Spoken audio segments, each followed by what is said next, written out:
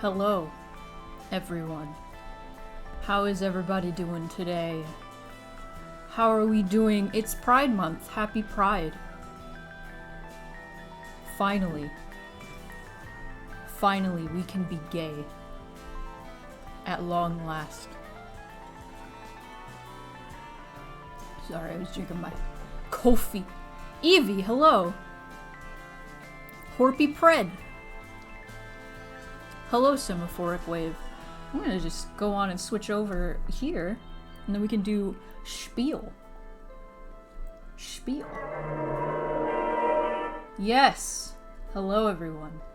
Let's go over some stuff. It is Pride Month. Happy Wrath. Wrath! I like it more.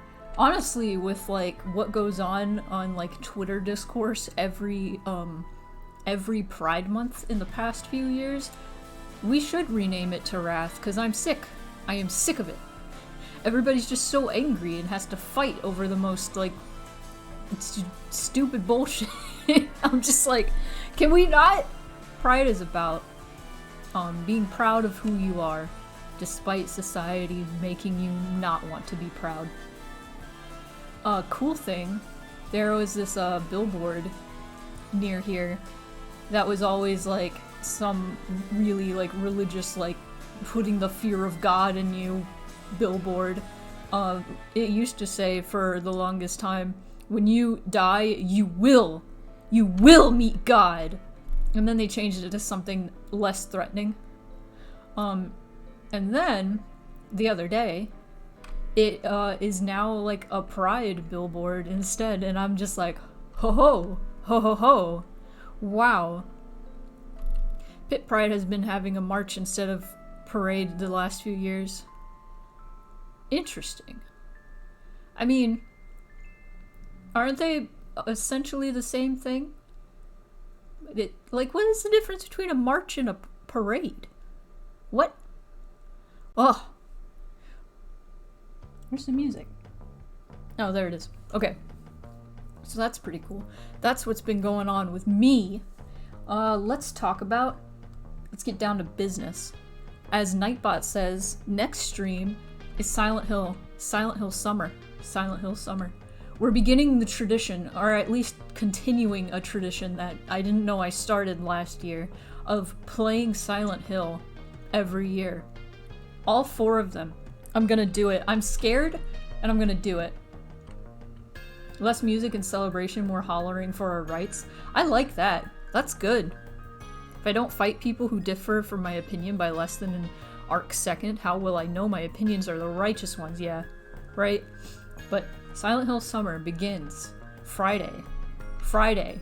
I'm going to play the entirety of the first Silent Hill, and that sounds like a lot. It's like 6 hours. I've played it enough times that I could beat it in a reasonable amount of time in one sitting. So, if you like Silent Hill, or you are interested in Silent Hill because of how much I refer to it and talk about it, consider meeting us Friday. It's going to start at 12 p.m. Central, so it's going to be pretty early, and then it's going to go for 6 hours. So if you catch the tail end of it or catch the middle of it, it's all good. It's all good. And if you're ever like, oh, but what if I can't watch all of them? Will I be lost or confused? No, you will not. You will not. I can assure you, you probably won't, because it's more, the Silent Hill series is more of an anthology and less of a series, with the exception of 1 and 3 being directly connected. It sounds very confusing, but 3 at least explains what happened in the first one, and it's still confusing in and of itself. It doesn't matter. All that matters is the vibes. That's what matters. Also, there's a few billboards around here that say, what do you have to do to meet God? And it comes off as so ominous. Yeah, it'll do that. So, get excited for Silent Hill Summer. I'm going to die. No, I won't. I'll be fine. So that's kicking off this Friday. Let's go. Let's do it. It's gonna be great. Fan art time. Got some more fan art. Very exciting fan art, honestly. check this out. That's Perry. That's a QB Perry for Minecraft. It's a Minecraft skin. You can get it if you go in the Discord. You can go in the fan art chat. Queen Snarf actually did this by Queen Snarf. So you can have a Perry skin in Minecraft now. How cool is that? Fucking awesome. Amazing. Love that. If you post any fan art anywhere, you can post it in my Discord, or you can post it on Twitter, and tag me. I love it. I love fan heart. You don't have to ask. Just do it, and then tag me, and I will go, woo! Like that. Perrycraft. So yeah. You can be Perry now. It's great. Let's see, what else? Oh, Sticker Station. That's my new goal during my regular old streams. So what I want to do is I want to get like a Cricut machine or something like that. And what that is it cuts out like stickers automatically, right? One big thing, I love making stickers. I love it. The thing is, I draw a lot and my wrist hurts from cutting out all these stickers.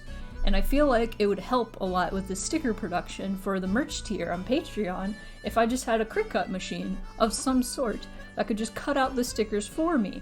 It would be nice. And so that's going to be my next goal.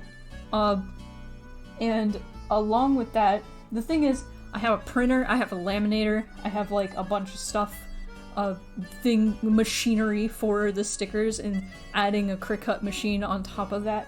I don't have room. So I would need to do some like finagling around. I need to move a dresser over to where this bookshelf is. I don't know why my mouth isn't moving all the time. It's driving me nuts. But I'm going to mount some shelves on the wall, put all the things in that bookshelf on those shelves, get rid of that bookshelf, put a dresser there, like an actual dresser. I don't have an actual dresser. I have a plastic piece of shit dresser that's not an actual dresser. So I'll get a dresser, put it there, and then I will extend, like, get a longer shelf desk thing so I can fit all of my sticker stuff. And that's what the sticker station is. So I can upgrade that sticker station, and then I can hopefully add like 10 more slots to the merch tier, so 10 more people a month can get stickers, because then production will be easier, and it's gonna be great!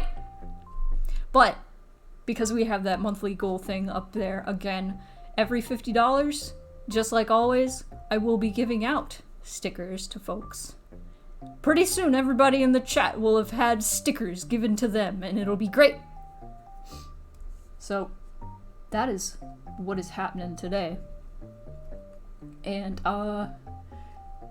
commissions just opened, so if you don't follow me on Twitter, I'm SpoonieCat with 2 T's on Twitter, and you can submit a commission form to the commission form post thing.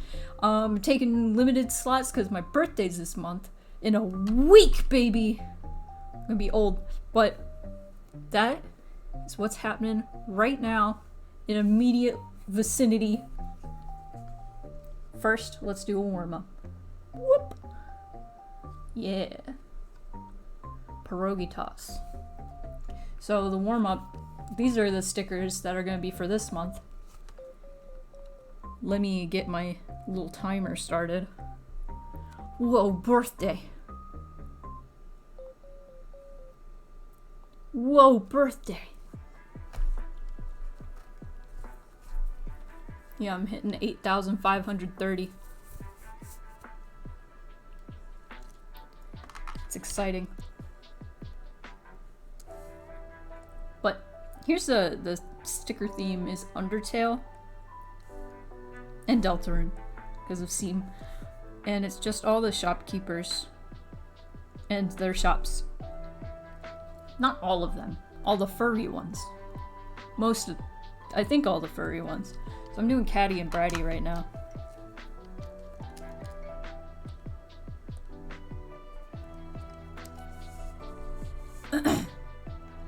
Catty and Bratty.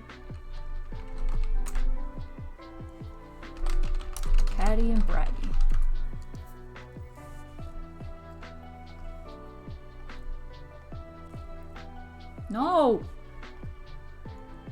copy image, go down here, like that. There we go. These look great so far. Thank you so much. I thought they would be fun and easy to cut out.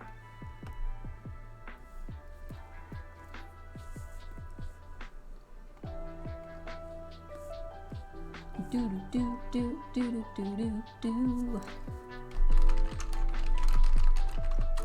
Actually, let me just pop that out there so I can see them. There we go. Awesome. There we go.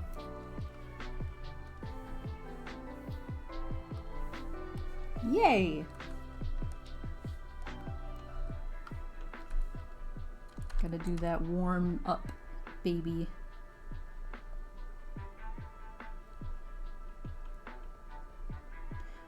I like Caddy and Brady's designs a lot. Very 90s.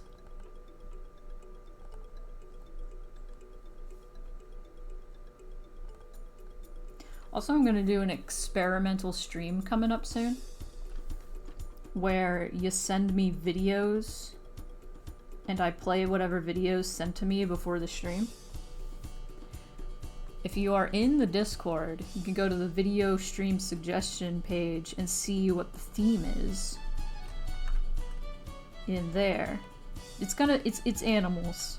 Any animal videos you have, whether they be cute, educational, just fun, funny, you can send those in there. You can just spam me up. If you have a ton, just spam me up. I don't mind. That's what that channel's for. So I think where we are at right now with the videos, the stream will be about an hour, and that's with me adding half of the videos.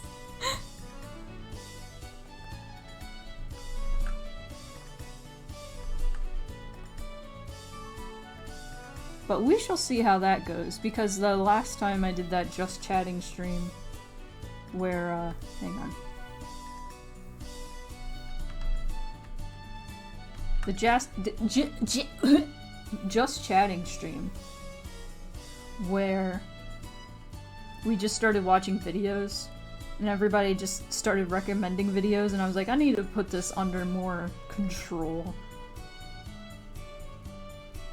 So that's why I'm doing that.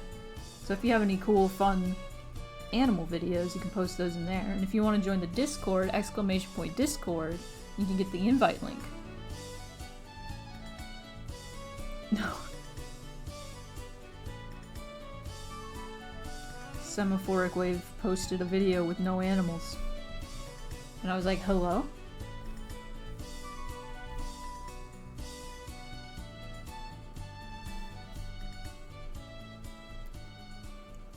You missed the prompt there, buddy.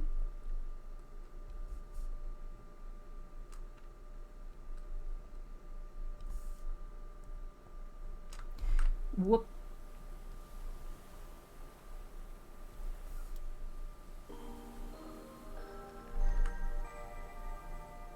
There we go.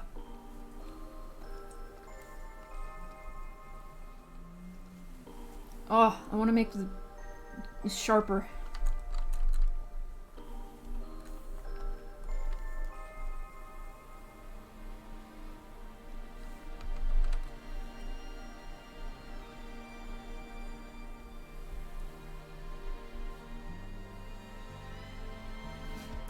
Sharper. There we go. Oh, I still don't like it. I still don't like it. There's something about this shape.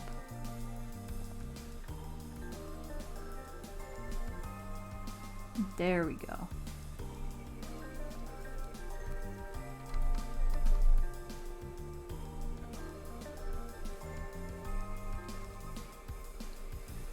Awesome.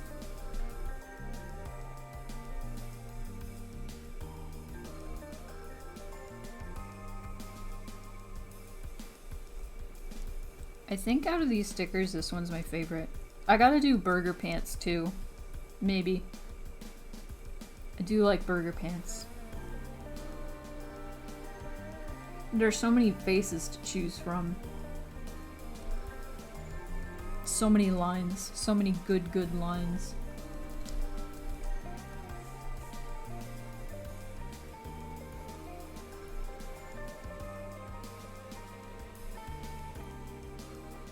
Yes. Yes.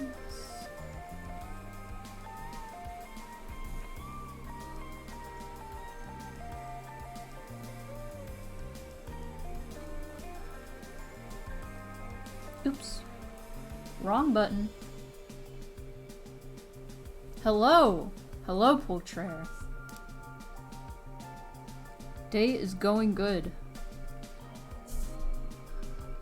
I continue to have the sleepy bitch syndrome. But, other than that, I'm all good. I've been playing Picross. And it's been wonderful because it's all in Japanese and I didn't realize.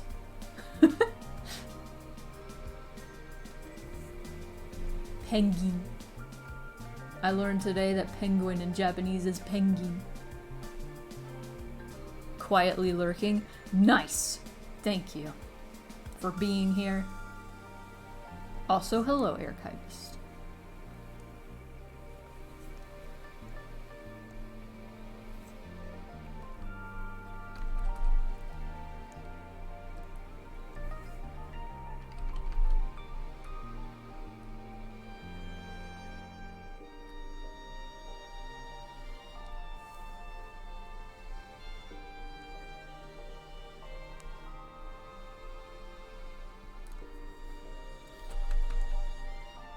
Ah, no. Aw, oh, hell yeah. Got your stickers.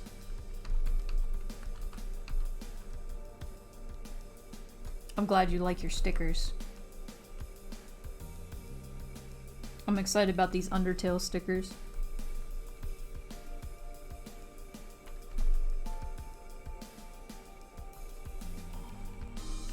People like these enough. If people like them enough, maybe I'll make more. Maybe I'll make all of the merchants. All of them. Every single one.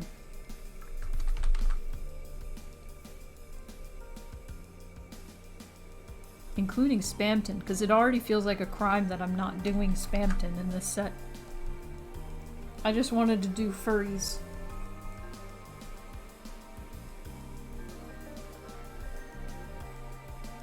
It's furry time, baby.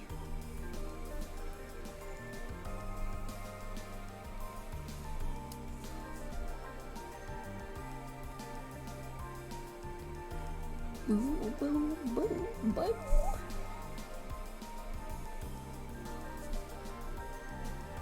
Oh.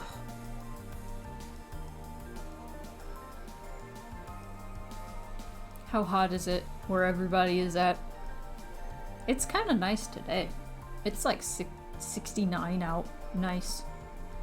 But yesterday it was like 80. This is all Fahrenheit, by the way. I'm very American.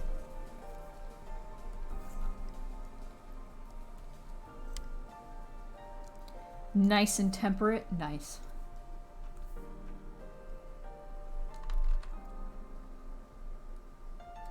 Yeah, it rained last night.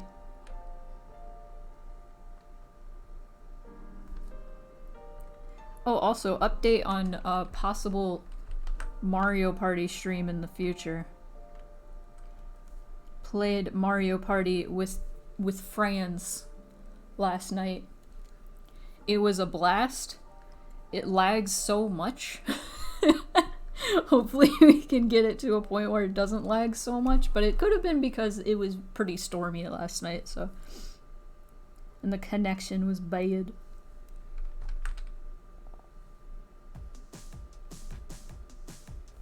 But I'm excited to eventually play Mario Party.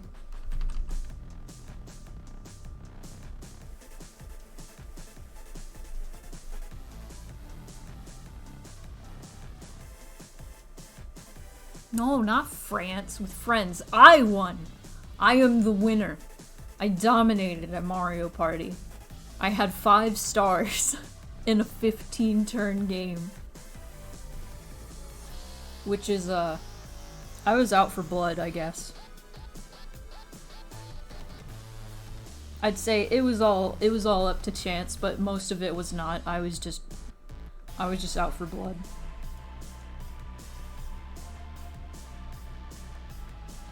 I love mini games, and so I will just clean up with mini games. Does anybody remember Sony's attempts to do Mario Party with Crash Bandicoot? Does anybody remember Crash Bash?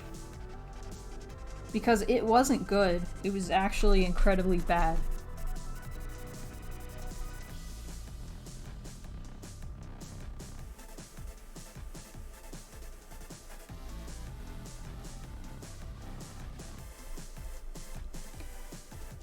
You gotta be out for blood in Mario Party? Oh, absolutely.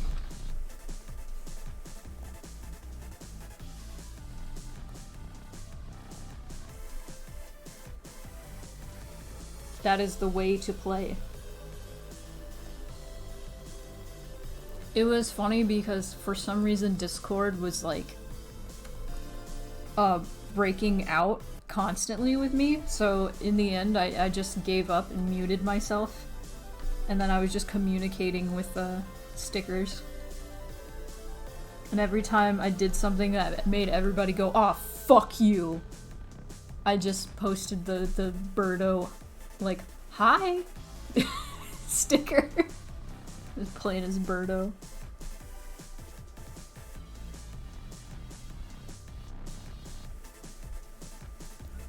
The name Crash Bash is good regardless of game quality. Yeah.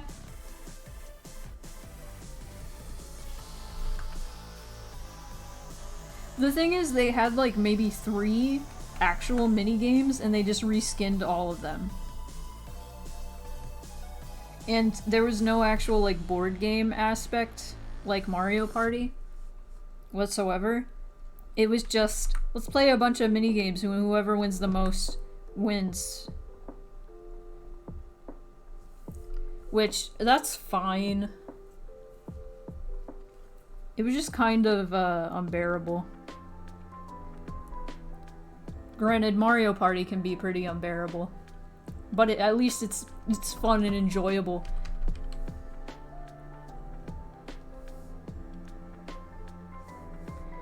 It's funny though, the last turn of the game, I was 9 away from the star, so I used my double dice so I could get that last star in.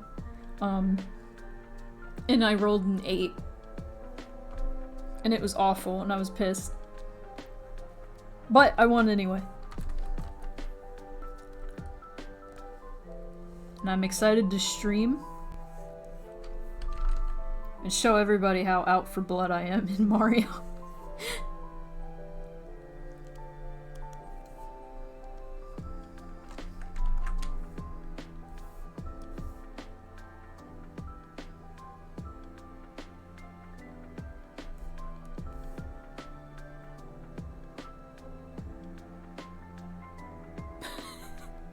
Those games for girls that were just mini game collections, I don't think I've ever experienced the games for girls. I did watch Game Grumps play like the baby's party game, which was terrifying but hilarious. Probably one of the funnier Game Grumps playthroughs.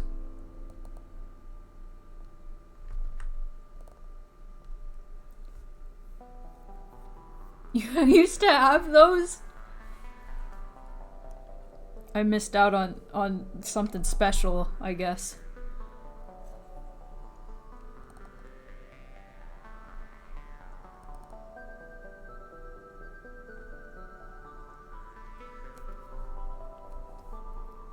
Sonic Racing, it came with the boys one?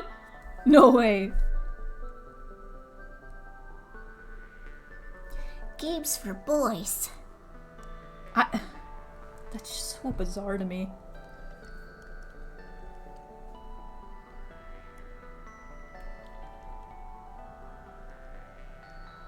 It's a little crooked, but we'll live. We'll live.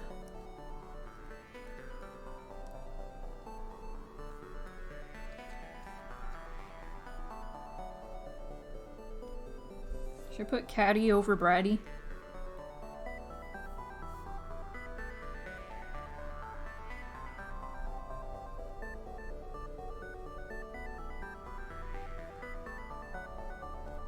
I don't understand Caddy's outfit, now that I'm looking at it.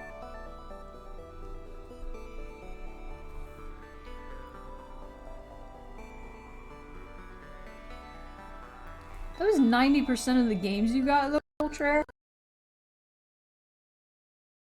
Absurd.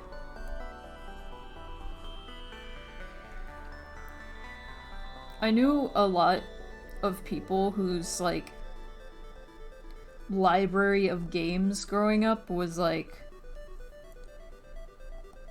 all, like, commercial Nickelodeon games. And I felt so sorry for these people.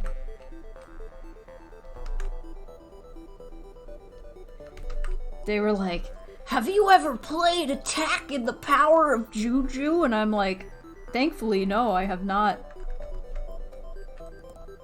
Oh, oh, oh, okay.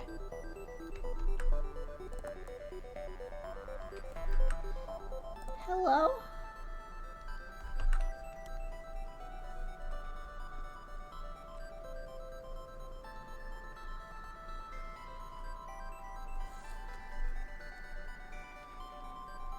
Licensed games, that's what I meant.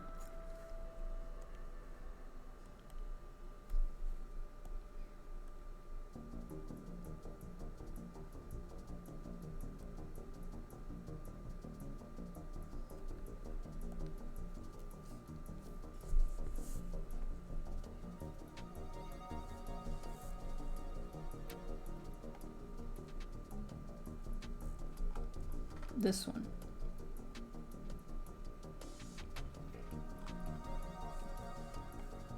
This one.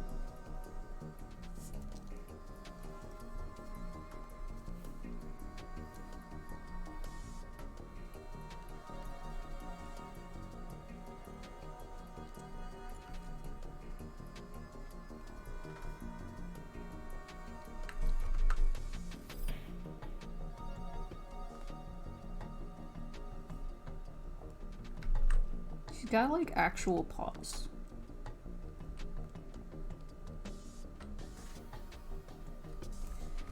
Oh my god, that looks awful.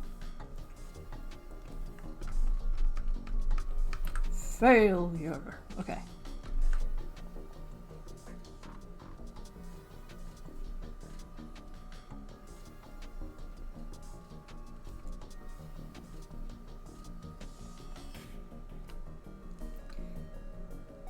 That also looks pretty bad. Oh boy. Oh boy. Then again, I don't really like it too much in this, but, like, okay, maybe I should just make them straight up.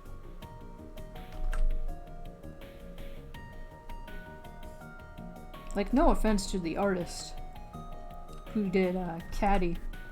If you're out there, she is lovely. Just in my style. I want to do it my way. Like this. There we go. That's something.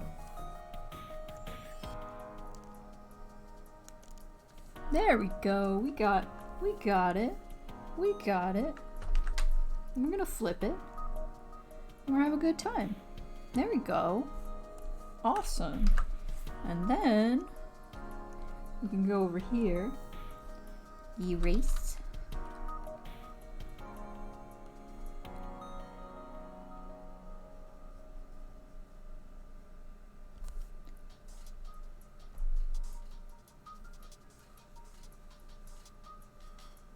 had a lot of Barbie PC games, and those were usually fine, but sometimes the ones from cereal boxes had motherboard wiping malware on them, so it could be a bit hit or miss. Did they really? Because that's insane. That's really funny.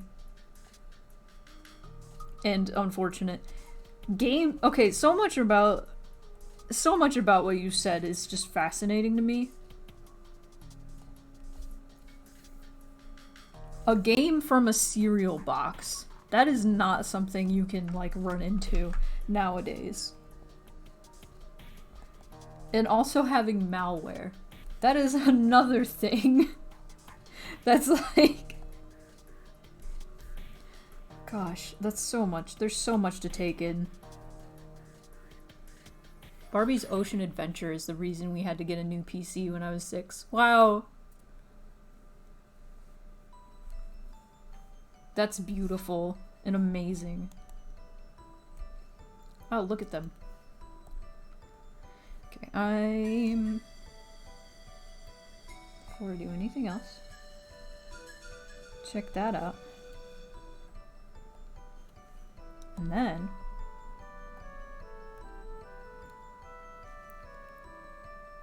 You get apps on cereal boxes? I guess I'm not buying enough cereal.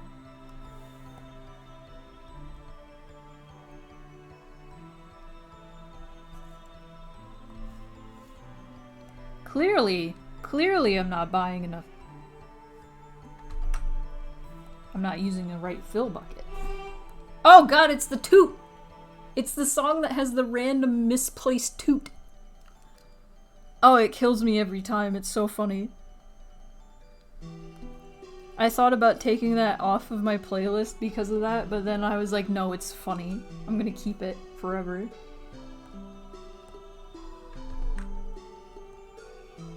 I can't believe they like covered this Golden Sun song and then put that random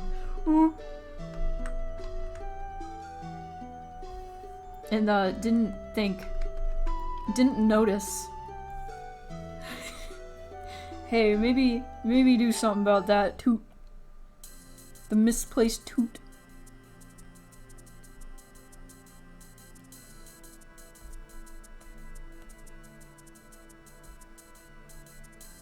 No.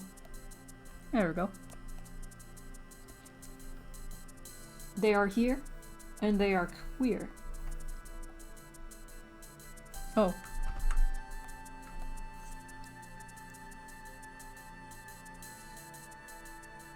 Cereal uninitiate? Uninitiate? I have Honey Nut Cheerios. That's the first time I bought cereal for myself in the longest time.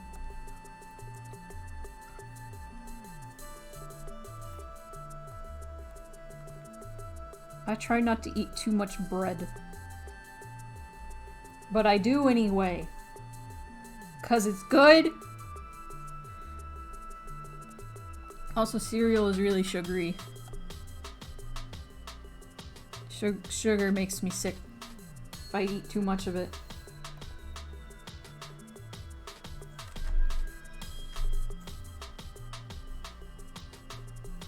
I'm old. I'm old! I can't eat sugar. Aw, man. I'm gonna at least do that. Wait, no. One more thing. I'm gonna at least color Caddy as well. Wow, these colors are great. Oh my god, I love them. Wonderful. Amazing. We're on the way. They're coming in. You found a toad in your garden? Amazing. How big? How big? I gotta know. The chat needs to know.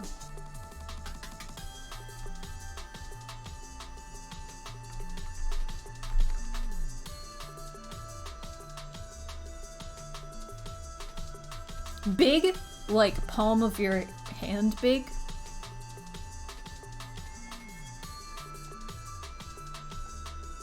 Okay. Let's see.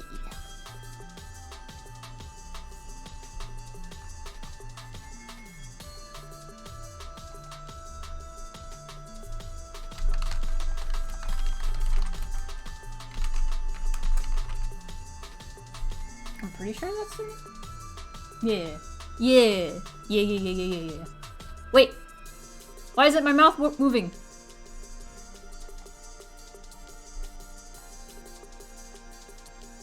What? Nobody told me. Hold on.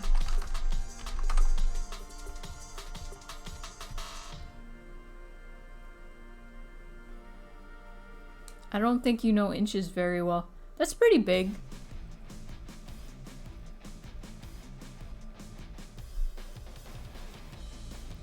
Hello? I'm sorry, I had to touch the mic to figure that out. I'm sorry for breaking the immersion. How long was my mouth not moving? That's upsetting. I'm so upset. Oh my god. A hot mess. That is how I would describe things right now. I'm gonna stretch.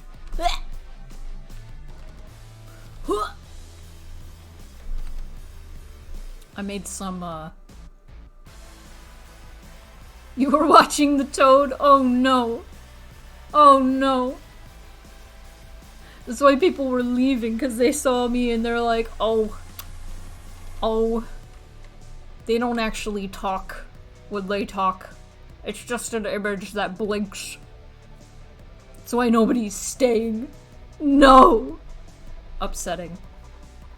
Anyway, this is all I'm gonna be working on the rest of the stream. I have 2 commissions left in my commission queue. This is the only one I can work on during stream because the other one is not safe. It is incredibly dangerous. So we can't. So I'm gonna be working on this. This is gonna be a rough sheet. And I believe there were a few expressions. There's gonna be an inventory section. Kobold. Sharp art. Yeah, very sharp and dangerous. Imagine how ventriloquist feels. God.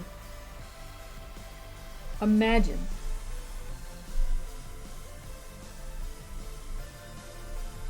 Doo-doo-doo. Oh, incredible.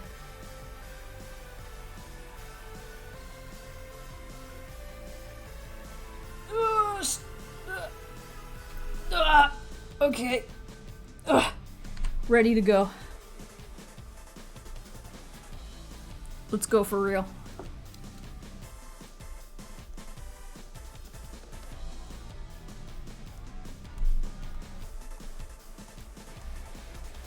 Character design.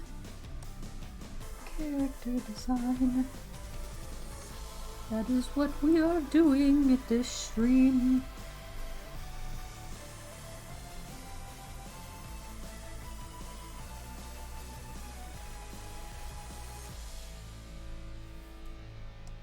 I've never drawn a kobold before. Toad in the Discord, sick. I'm gonna check that out later.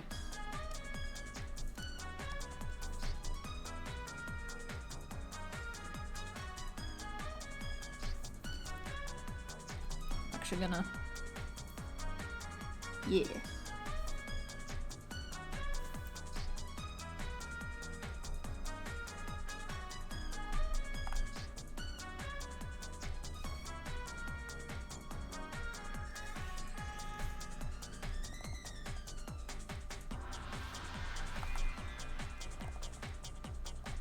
Oh!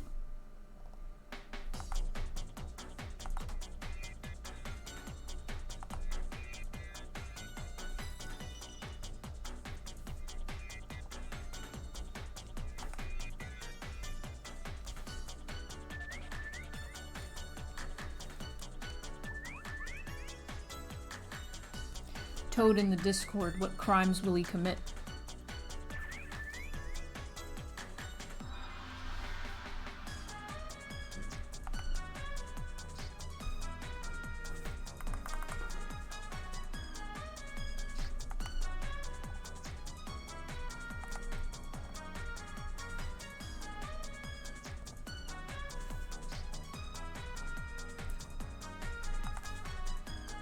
Doo-doo. There we go.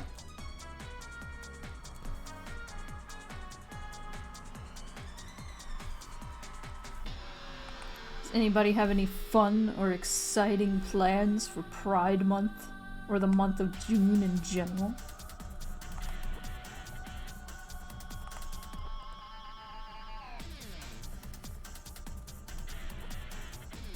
Anyone?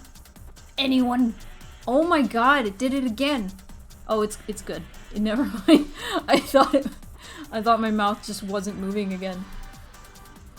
Spreading wrath and the power of rainbows and associated flags. Nice. Gonna go ape because love wins. Nice. Nice.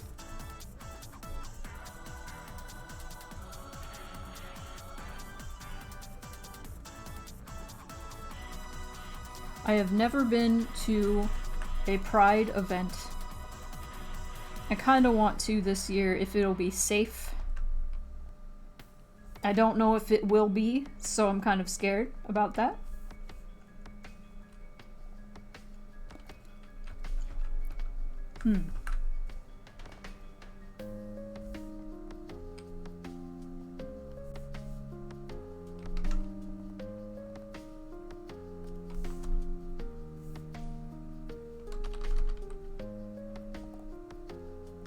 Go. I'm working on getting my driver's license and then my birthday is on the 22nd. Nice! June birthday pal. June birthday pal.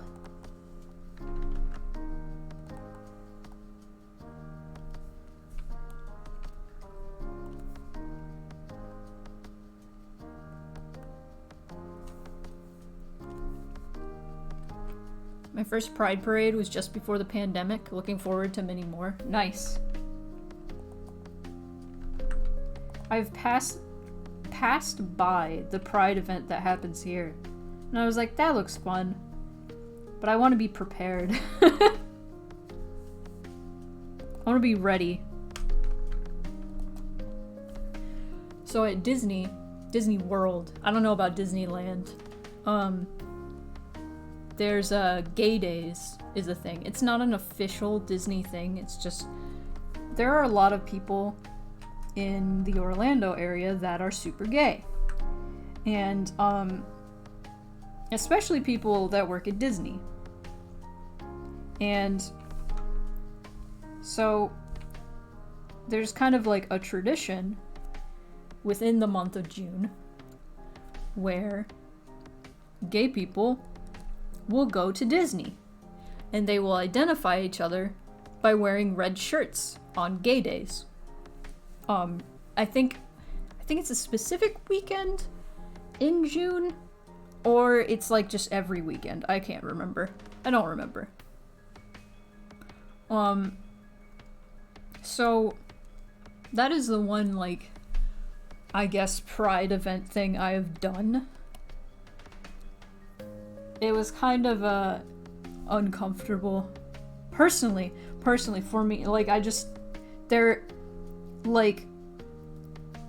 was like no events or anything, but I personally just had a bad experience because some gay dude I did not know got on my case for not wearing a red shirt, and then called me the lesbian slur, and I was just like, don't like that.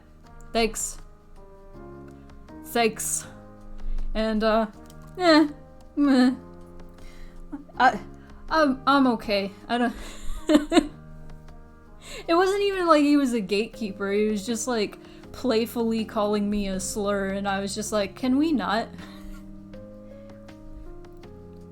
Where's your red shirt, you little blank? And I'm like,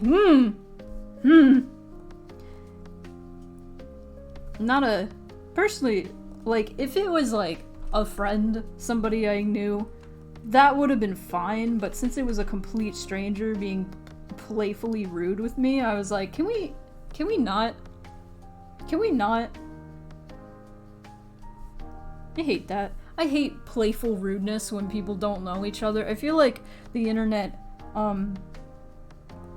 Or I feel like the next generation of kids like that have grown up on the internet are just automatically like, haha, yes, I can be playfully rude automatically with when I interact with people on the internet. And it's like, no! No! You cannot, actually. It's so bad.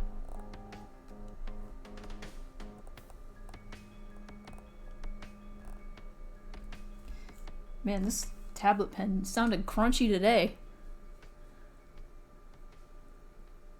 Thanks, I'm not a woman. You know,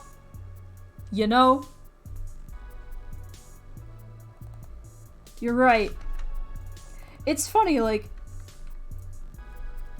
it's funny you mentioned that. I just think it's interesting, like, every time I mention this story to people, usually they comment like, oh, that must have caused you some bad dysphoria, and well, you're right.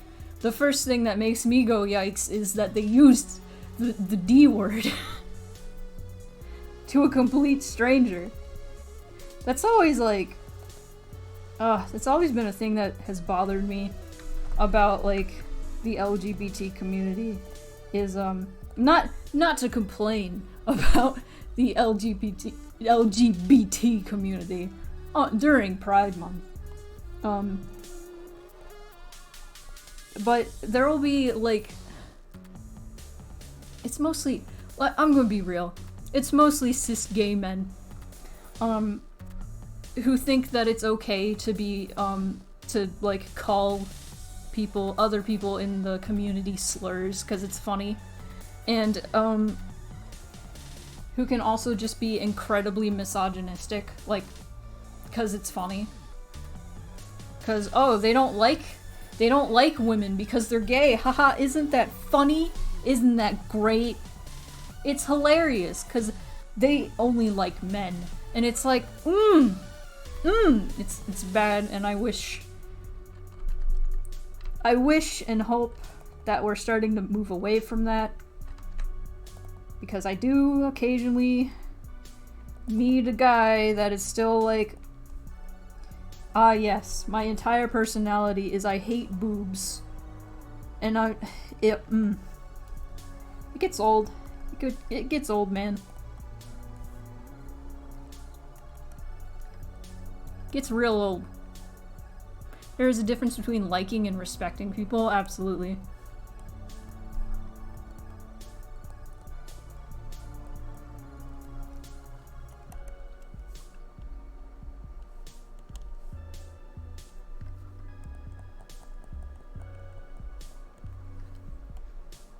While I'm getting my salt out, though. Now I'll wait till more people are here, and then I can make an event of my salt.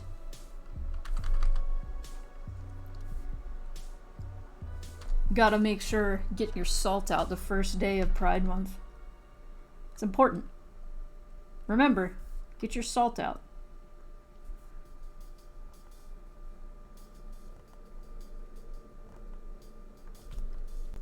Remember to get your salt out, everybody. Hello! Hello, Half Shot. Welcome.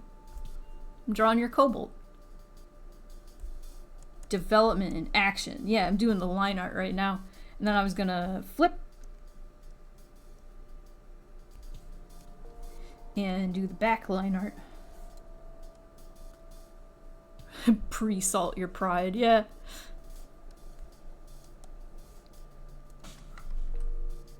Woo! But welcome, we're just being salty about Pride for some reason. You literally got kicked out of the university's LGBTQ club because I was invading a safe space by being a bi woman dating a man? I hate that. I hate that. I hate that. I hate that. Can I just say, I hate that. I'm so sorry. That's awful.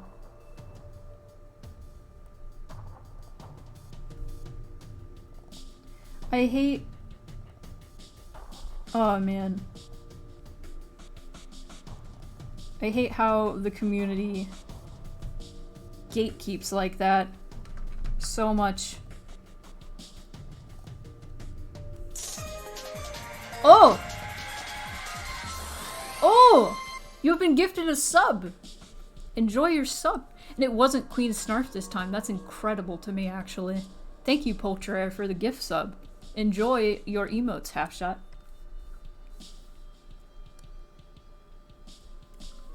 You know what? I don't like this over here. I think I just want to keep this simple and clean. Is the way that you're making me feel tonight. It's hard to let go. You've given me too many things lately.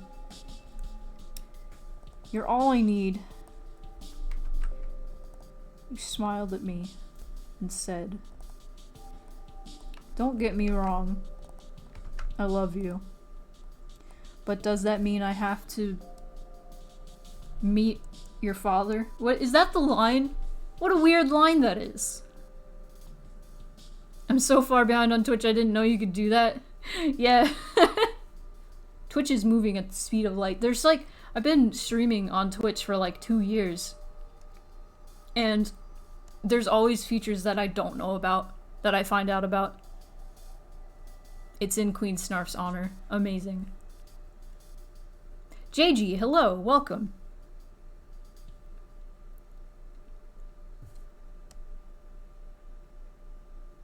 Utada Hikaru has confirmed that song means nothing. When we are older, you'll understand what I meant when I said no. I don't think life is quite that simple. But, okay, I know it means nothing, but the lines to that song are hilarious to me because there's that line where it's like, "I love you, but does that mean I have to meet your father?" And then the response is, "I don't think life is that simple." And then the other line is, "I love you, but does that mean I have to walk on water?" And then the response is, "I think life is that simple." And it's like, how is meeting your father not that simple, but walking on water, oh no, that's simple. Utada. For Jesus it is. Are we implying that Sora, who I'm assuming this song is about, is Sora? Is Jesus? The song is for Jesus. Okay. It's for Jesus. That would make sense, because meeting Jesus' father would be hard because that's God. Deep talks today. Deep talks. Today on Spoony Plays, twitch.tv/Spoony Plays, we are having a deep talk.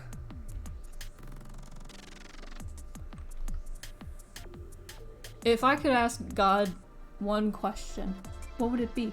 That is such a deep question. I gotta think about that.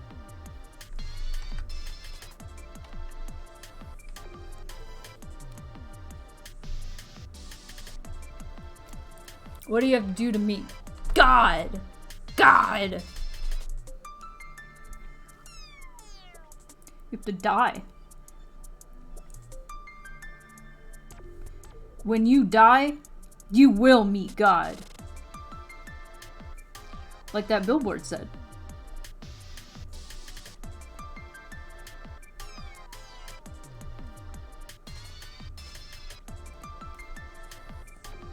Oh no. Oh no. Okay.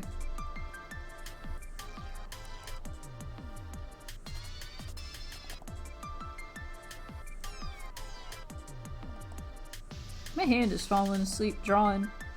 I don't know if that's bad. I don't know why it's doing that. Maybe too much Picross. Even though I didn't even play that much. I played maybe less than an hour. Did Jesus come back for Pride Month while I was away? Maybe. Came back from a furry con.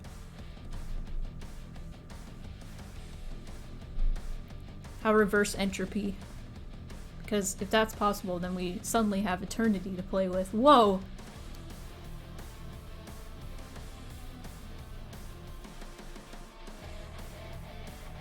Putting pressure on nerves? Bad? Probably. I'm making sure to stretch.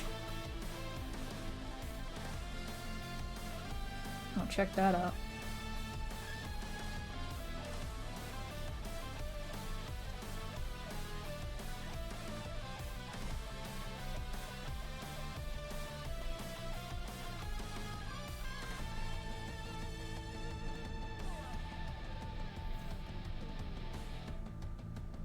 There we go.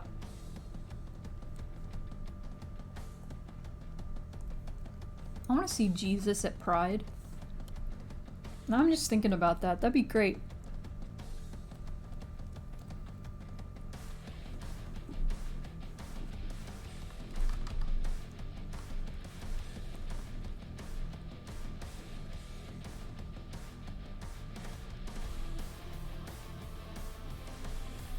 I love designs with big ol' hands.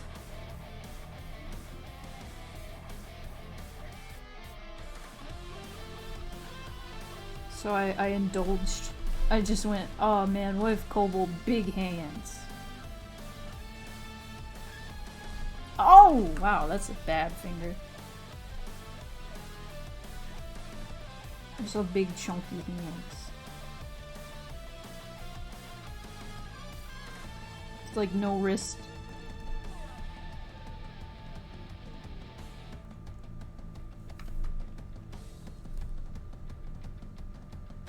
Lovely. Okay. That's good for now.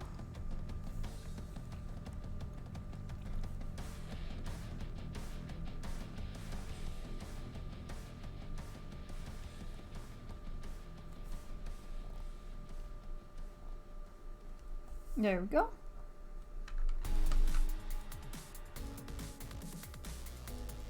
Big hands is definitely something PS2 era games did a lot. Ah, that explains it. My brain is forever in PS2 era. It was a golden age of video games, if you ask me. The golden age.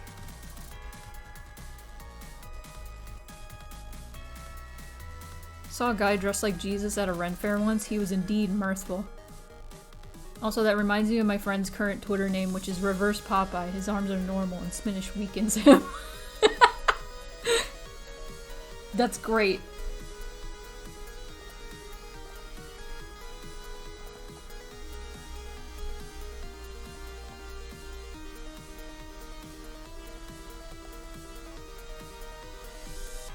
Oh, I finally watched that video on the Garfield Dark Ride.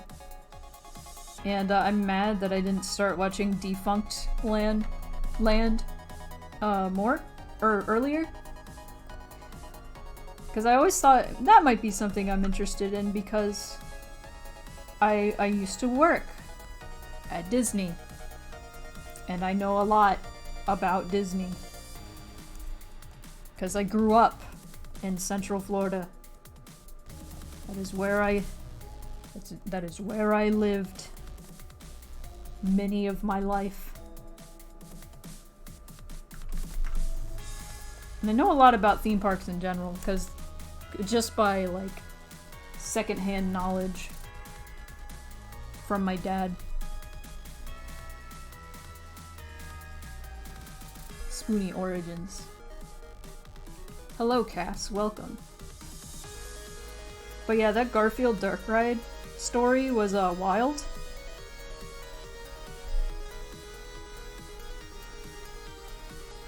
Absolutely wild.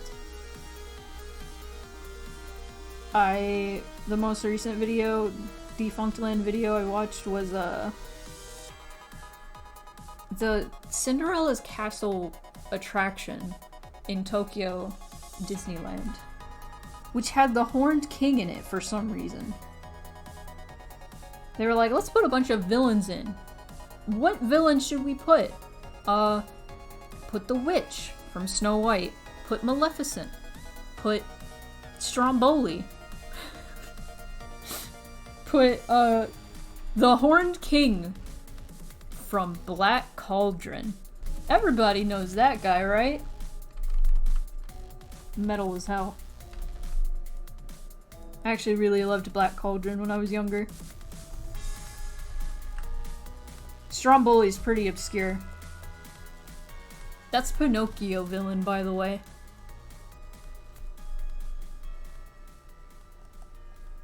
Like, I don't even remember what Stromboli did. I just remember... God, Pinocchio was a messed up movie, honestly.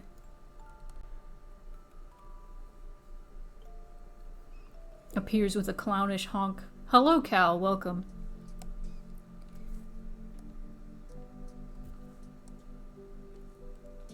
This character does kind of look like PS2 mascot platformer.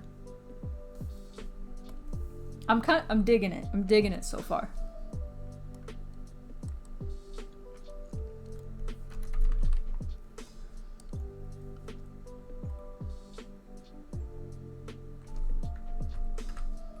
Pinocchio gave you nightmares as a kid? I remember I really liked Pinocchio as a kid for some reason. For some reason I loved Pinocchio. Even though that whole Pleasure Island sequence was terrifying. Cause what happens at Pleasure Island? He just got drunk? I don't know. He got drunk and smoked? I don't know. And then he was messed up. That was weird. Pinocchio's weird and scary.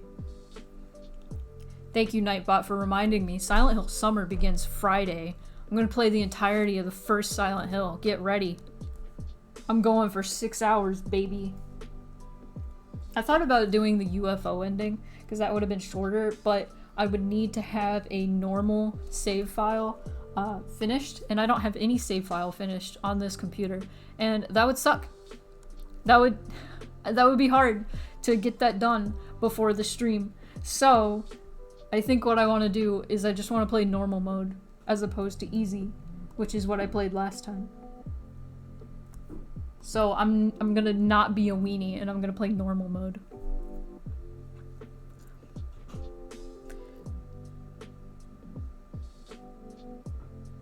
What? Gex and Ratchet? Oh. Oh.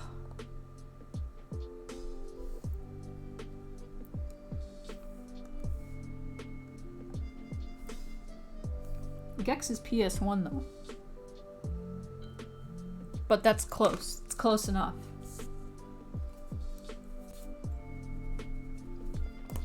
I'm gonna stretch.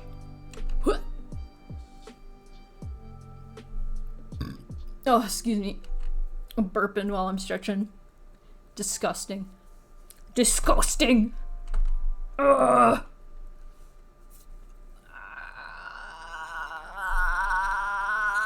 Okay.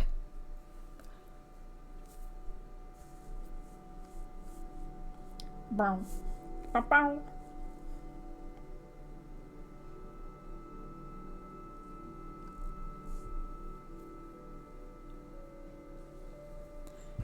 Guys, you know what I want? I'm thinking about this because of the Pokemon music that just played. I want a Pokemon game that's like Game Freak takes their time on. That's what I want. I know I've already talked about this. Thanks for the water, by the way. I'm gonna drink.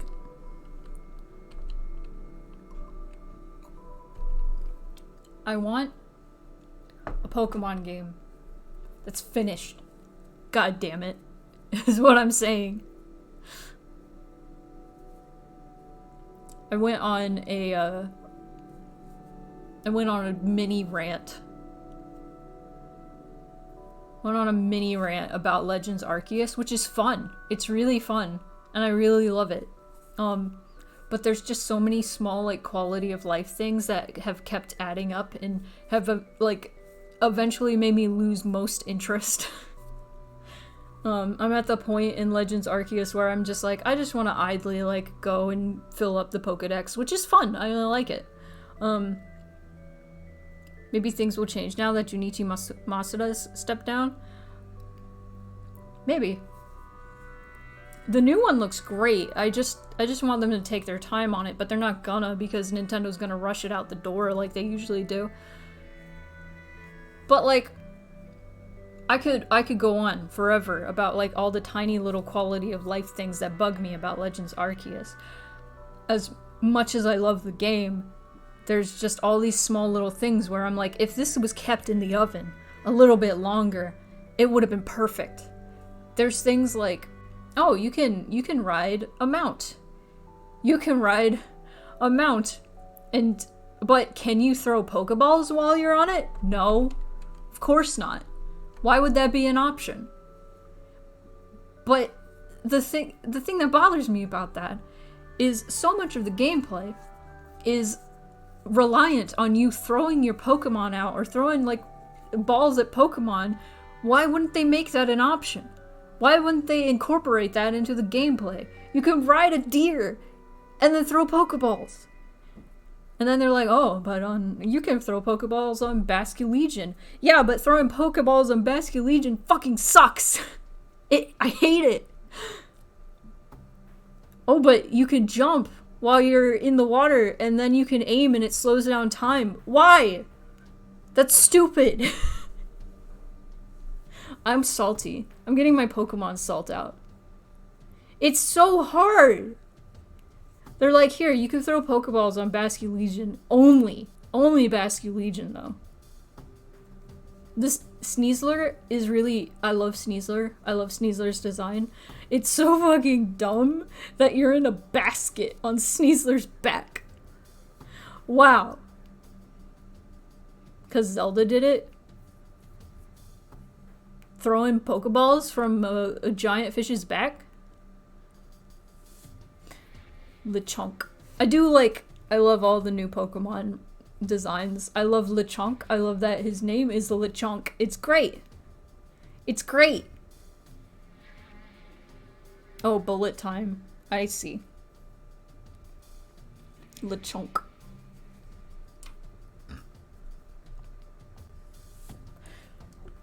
So is there gonna be like time travel in the new game?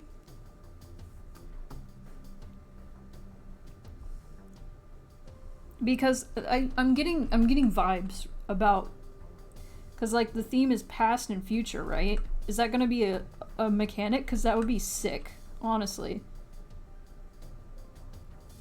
Especially with like Arceus being a thing.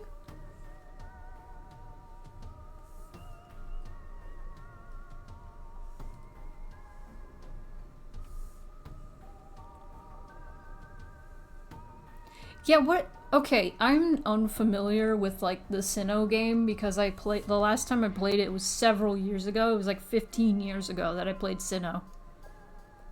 I have to play with you? Well, I have a Switch now, so I can.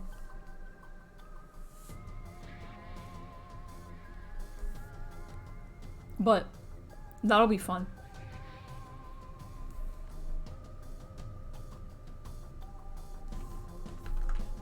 I hope the multiplayer runs well.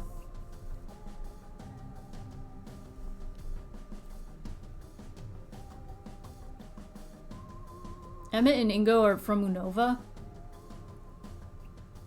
Where was that Black and White?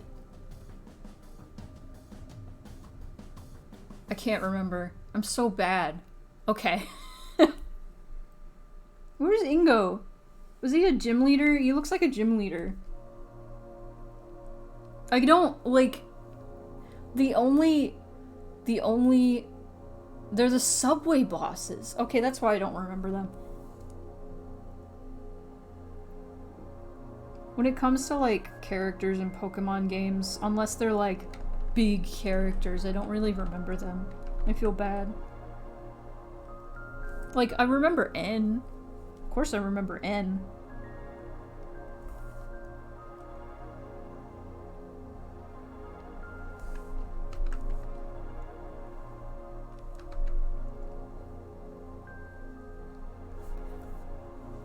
Train lines that run under Nimbasa City, they battle on them and they're awesome. I don't know if unless that was like part of the story, I don't think I played that.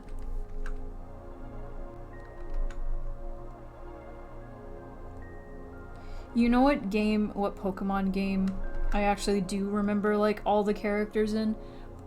The Sun and Moon. I feel like Sun and Moon was the last, like, really good Pokemon game, and even then it was, like, not perfect. I don't think any Pokemon game is, like, outstanding or anything.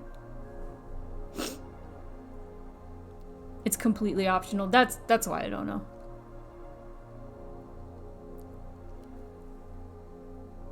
Oh my god, I don't... Frickin' Sun and Moon, the story was okay, considering it was a Pokemon game. But, I loved all the kahunas. What were they called? There were the kahunas, and then there were the other guys. I don't remember what they were called. I don't remember all their names, but I remember all their personalities. Trial captains, yeah.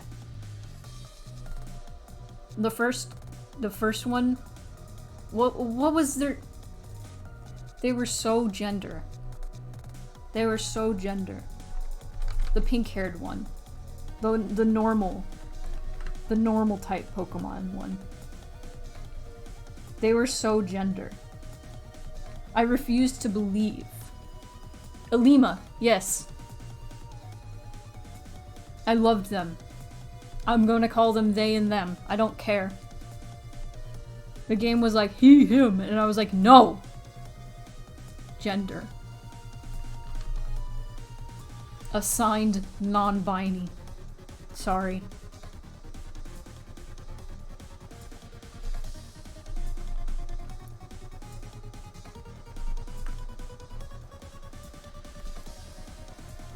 Sorry, Elima.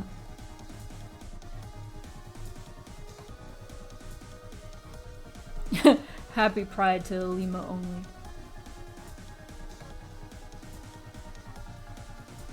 I liked Acerola. I liked her a lot.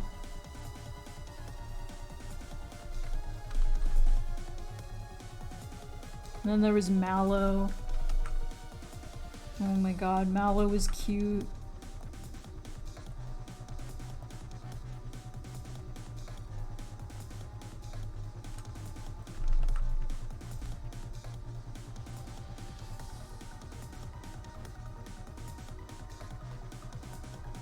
Lana? I liked Lana.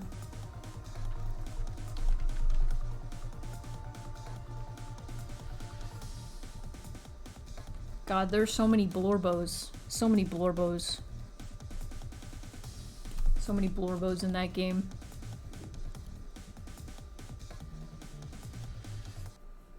Sophocles was the lightning trial captain, right?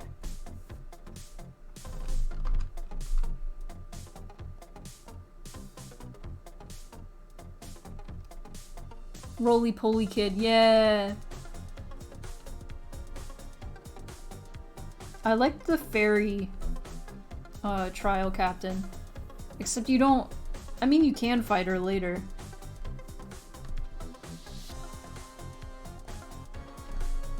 I just liked how she just immediately gave you the Z move thing. She was like, oh yeah, here you go. And she was always so sleepy. Was there a psychic trial captain? I don't remember.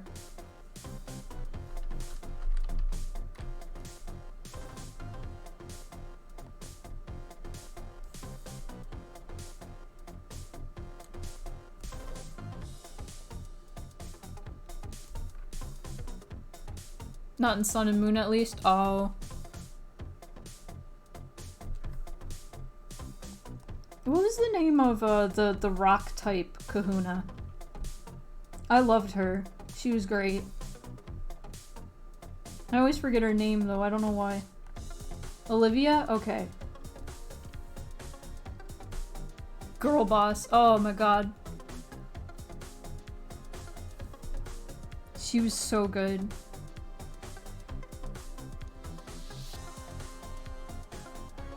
I just love how she had a Probo pass and she was like, oh, he's so cute. God, there was, oh my god, with the freaking professor, I forget his name. I'm bad with names. I'm bad with names. But I loved the professor, and I loved that he had, like, a masked character, like, alternate persona. And his wife was, like, a fan, but didn't realize that was her husband. That was the funniest, most anime bullshit. It was so cute. I loved Sun and Moon. That's my favorite Pokemon game. It was just perfect.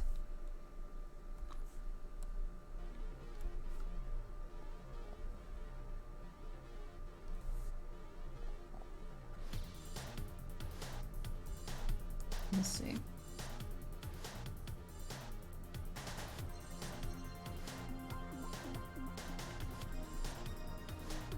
Kukui! He was so kick-ass in the anime. He was Ash's final battle in the Alola League. He fought alongside Tapu Koko. It rocked. That sounds great.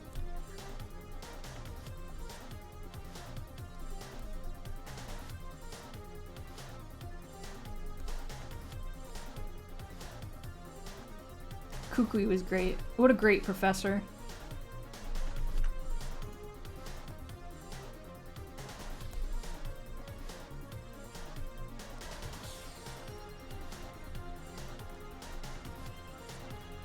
Okay.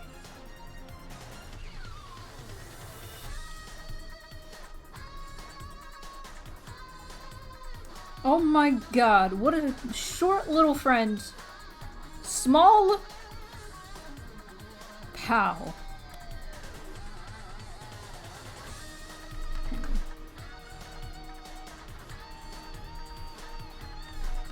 Something about this. Okay, I think that'll be fun. I think that's good. Little dude. Little dude hours.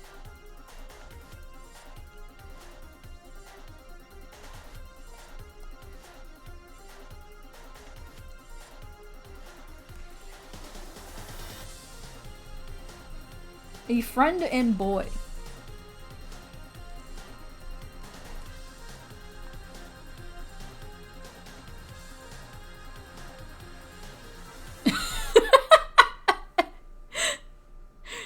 Second professor ever confirmed to fuck! Confirmed.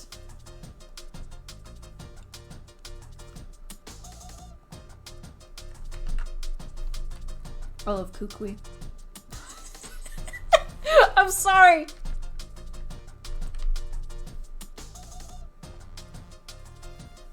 It's funny.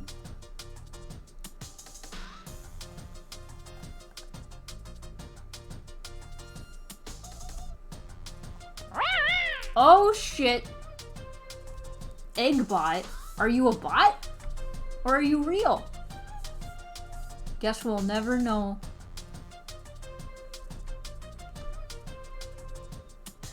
Professor Oak was Gary's grandpa. Imagine being a bot. Hello, welcome. But I mean, you have bot in your name, so I was confused.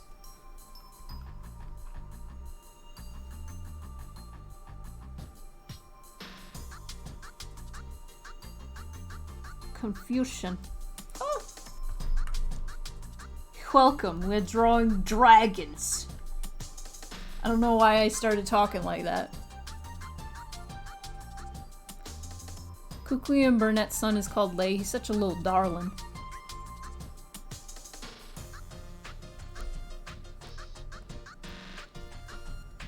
Yeah.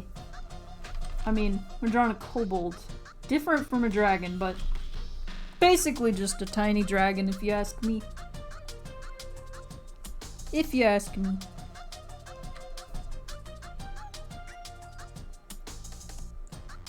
Dragon. Welcome, we got snacks.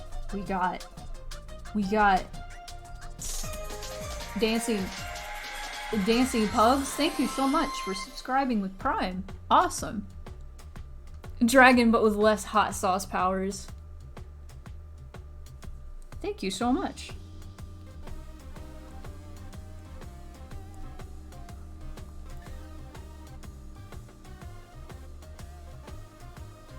Dancing Tarantula.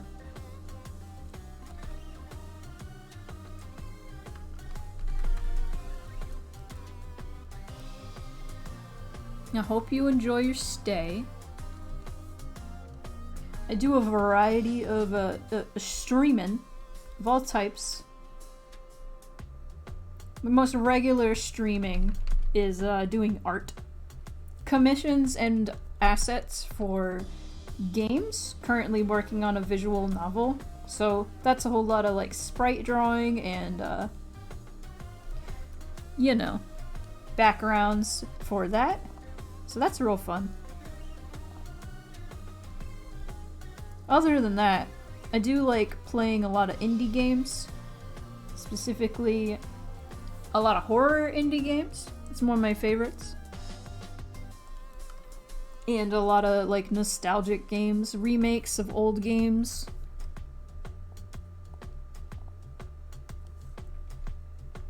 Horror is good. We're gonna play the entirety of the first Silent Hill this coming Friday, because it's Silent Hill summer, baby.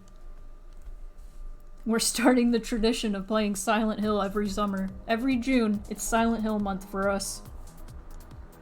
So, first game, gonna be this Friday. Second game, next Friday, etc, etc. It's gonna be a jam. Each game is about 6-7 hours, with the exception of the fourth game, which is 10. Depending on how good those streams go. We'll see if I actually go through the entire fourth game. That's the one I know the least. I just played it for the first time last year. All the other ones I've played multiple times, so I should be good with those. I'm excited. I plan on, with the second and third games, to do the hard mode for riddle mode. But yeah. Oh, Nightbot. You jinx, Nightbot. Wow. Some friends were talking about dances when we came up with Tarantella. One of my friends was like, "Did you just say dancing tarantula?" No. So silly. There's electromagnetic interference happening right now. It's just dragging. Stop it!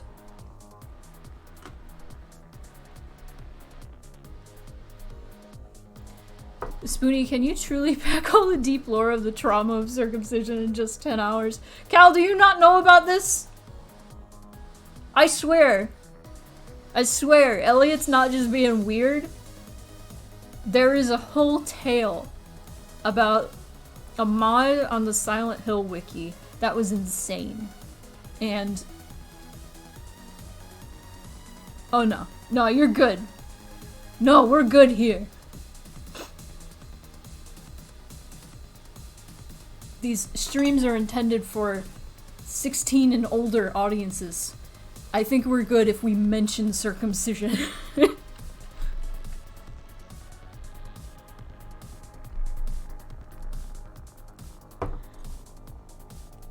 We're good. As long as we don't get too crazy. But nah, long story short, there was a mod who was crazy and trying to push an anti-circumcision agenda onto the Silent Hill wiki, and by saying all of these different characters, especially Walter Sullivan from Silent Hill 4, was deeply traumatized because he was circumcised as a baby. And that's not even canon. Nobody even knows that. He just made it up. Likely traumatized and then like just put like basically the entire wiki on the history of circumcision onto the Silent Hill wiki. And people were like, "Hey dude, maybe don't do that." And then he was like, "How dare you advocate for the mutilation of babies' genitals?" And then people were like, actually, I am against circumcision myself. I'm just saying maybe this is not the place. A Silent Hill wiki is not the place for you to be trying to push this agenda. And that's the long story short. He eventually got demodded and banned. And then went to, like, other, fandom wikis to push other weird agendas. Yeah. I'm sorry, you come into my stream and this is the first thing I talk about. This is, like, the Silent Hill fandom is absolutely bonkers. And I'm glad I kind of only, like, dip my toes into it a little bit. I'm over here enjoying.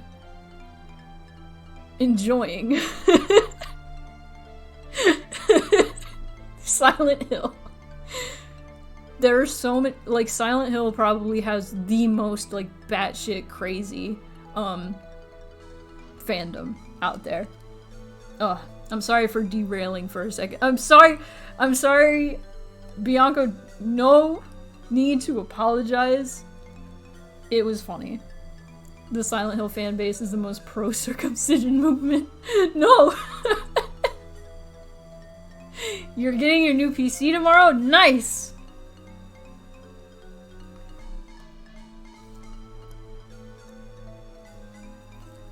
The other batshit crazy thing that the Silent Hill fandom is infamous for now is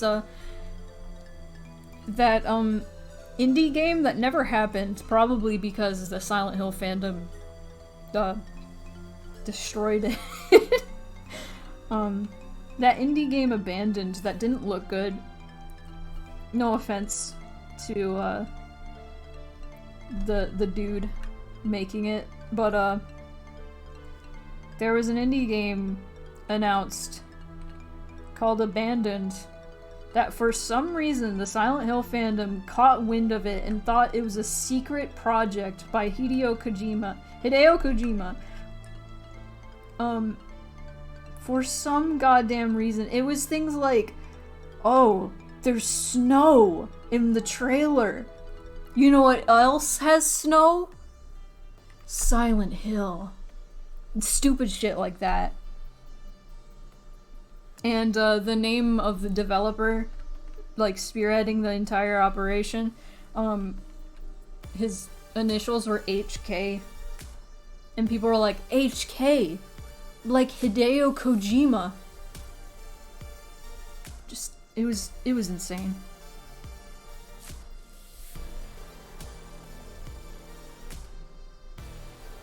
And now, like, the Silent Hill fandom is just... The Silent Hill fandom's starving. There hasn't been actual content other than skateboards. Exclusive skateboards. Only 200 will be made. So you better buy them now. So whenever they, like, catch wind that there's a possible Silent Hill remake or new game, everybody just freaks the fuck out. And it's so crazy. Like, I feel like every 2 weeks there's a new quote-unquote leak that comes out. Bonkers. It's silly. I am your local Silent Hill enjoyer. I'm not a fan of the fandom. But to be fair, I don't really like any fandom. Unless you count the furry fandom, but I wouldn't really count the furry fandom as an actual fandom. It's more like... It's like a community. Where everybody's a fan of each other. That's different than being a fan of a specific type of media. You know? You know? Are you dropping what I'm putting down? I feel like there are fandoms within the furry community, but even so, even with the fandoms inside the furry community, like, you could consider the Sonic fandom like a subset of the furry community. Sure. You're a furry? What? What's a furry doing here? Just kidding. You're good friends with Halfshot. Nice. Hell yeah. But yeah. What I'm saying is, fandom culture in general is always pretty wild. So I try to steer clear of like actual fandoms and just enjoy media by myself or with a small group of people. I will yell at my friend who also knowingly played the thing, or I know played the thing, as I enjoy it, which is what I did with Forbidden West recently. Why is my mouth not moving? Is it... Why is this a thing that keeps happening?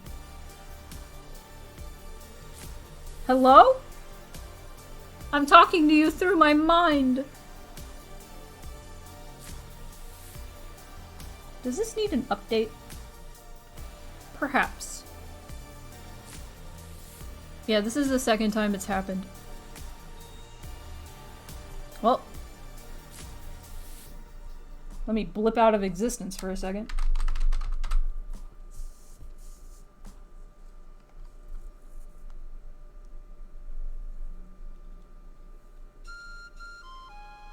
Vanished.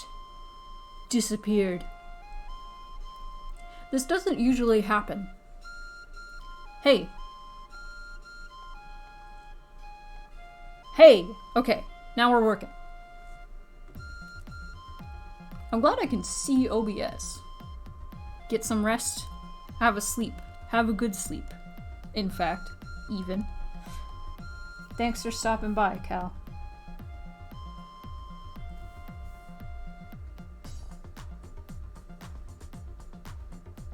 What if I put... Like, I just put, like, a vague shape here. I kind of want to make it like a compass. I don't know if that fits with the mechanic vibe. Maybe... Okay, maybe instead of a key... I could put a wrench. But first, I'm gonna stretch.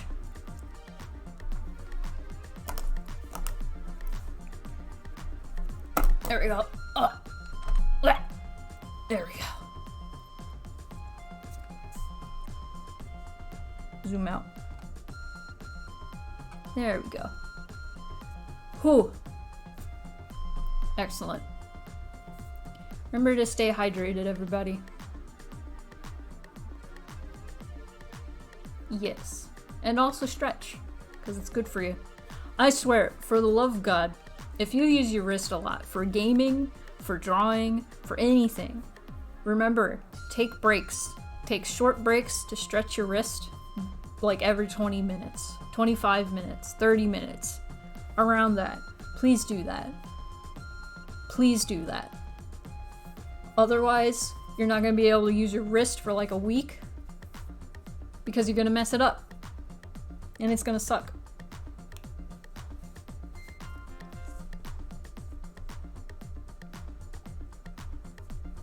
Oh. Halfshot, if you're still in here, which I believe you are, can I put goggles like on their forehead or his forehead? Fresco water, this has been sitting. Yes. Okay, cool. Awesome. Because I keep wanting to do that, but I don't know if I should. I think I will. I think that'll be cute. Should it be forehead or around the neck? Things to think about. Maybe around the neck. I feel like that would be balanced better. I'm gonna drink.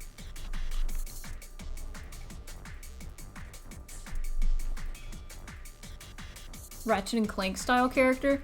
Ooh! Ooh! Ooh! I love Ratchet and Clank so much. Let me see. I'm gonna look up. Rivet has Rivet. She has cool goggles, right? Yeah. Yeah. Oh, hell yeah. Yeah, I think I'm gonna put them around the neck.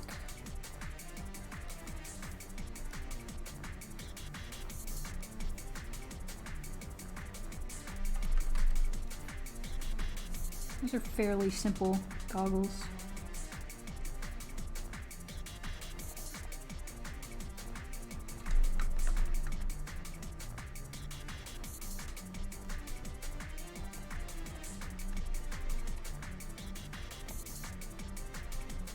Yes.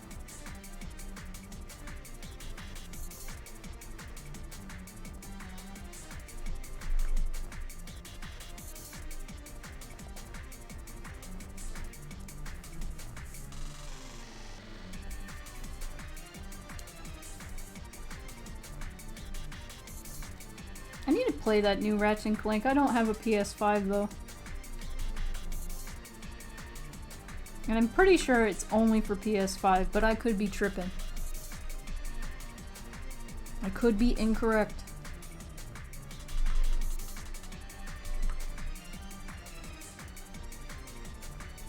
Eventually, I need to get a PS5 so I can play the next part of Final Fantasy VII Remake, because they're taking too long. It's probably going to be for the PS6, isn't it?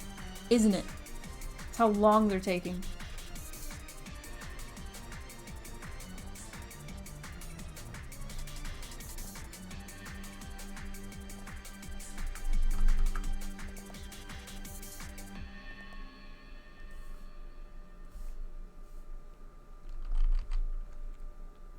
Rift Apart is only for PS5. I saved up for one just to play it, and also all the PS4 games I missed. Yeah, because there's backwards compatibility with it, which is nice. I wonder if Forbidden West runs better on a PS5. I'm sure it does. Because on the PS4, it's kind of glitchy. It's not unplayable glitchy. It's kind of fun glitchy. But I'm curious if most of the reason I'm getting so many glitches is because it's on the PS4 and not the PS5. But who knows?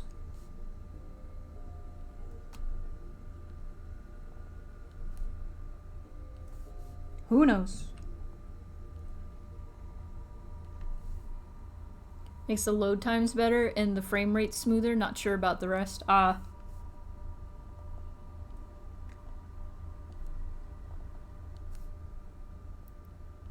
Sometimes I feel I play too many video games, but then I'm like,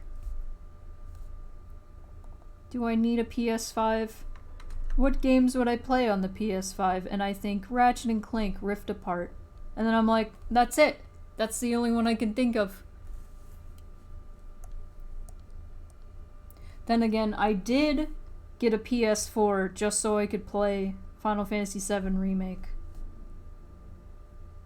But then I ended up playing a lot of other good games on the PS4, and I'm still playing a lot of good games on the PS4. So, you know, I'm usually at least a system behind.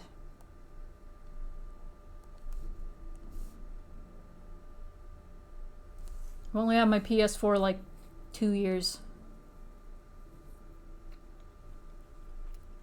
And I just got a Switch. So I'm kind of behind on that. I'm not usually a Nintendo person though, so. Oh god, little gnat just flew by me. The bugs are here. They're coming.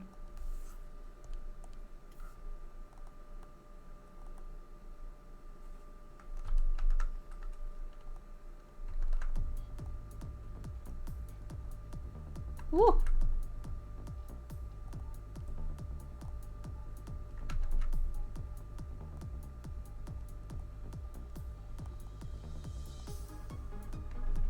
There was a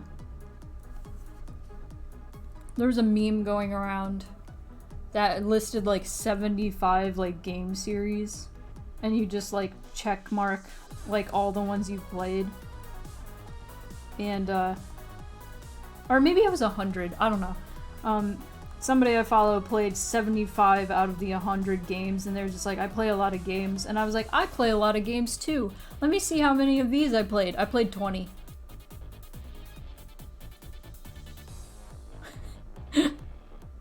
You got 68 out of 100? Oh no.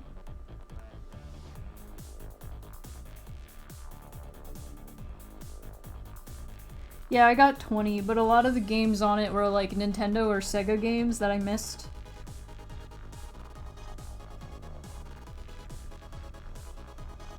You lost about 120 hours of my life to Persona 5. Oh god. See, I lost like 80 hours to Forbidden West within like 2 weeks, and that kind of frightened me. I was like, how is it humanly possible to play this game in that amount of time? It's been so long since I've gotten that into a game. I don't even think I was that into Final Fantasy VII Remake. And that's saying something, because I was really into that. I was like scared that I would get spoiled, especially when I had a family member call me and be like, he was just like, hey, you're gonna be real mad about the ending of Final Fantasy VII Remake. And I was like, don't fucking tell me! I like went off. I went off on him. We had a GameCube, PS2, and Xbox when I was growing up, and it was in the time of game rental stores, so I got to get into lots of different stuff. See, we had a GameCube, but I didn't play a whole lot on it. I played, what's it called? Pokemon Coliseum. That's most of the reason I wanted it, and I was just kind of like, that was alright. It was fun. I liked that I started with an Espeon. An Umbreon. Okay, this utility belt. I need... What are things that would hang from a utility belt for a mechanic? Like a wrench? Sure.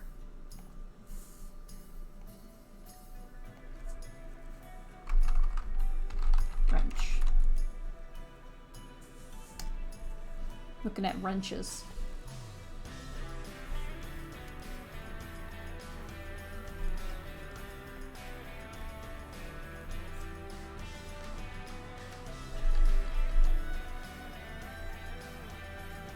Let's get a wrench in here.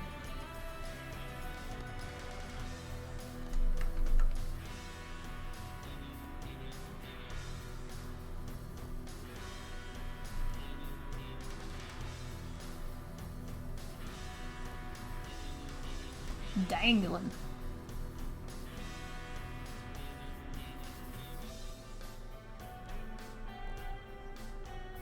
That's good. I kind of want like some sort of round, like compass looking thing.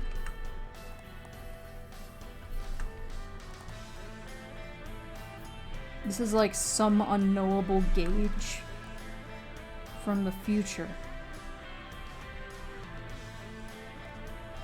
It just measures things. You put it in and it measures it for you.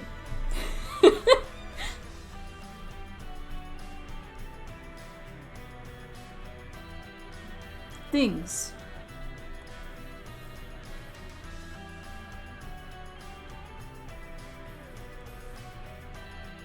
Yeah, baby.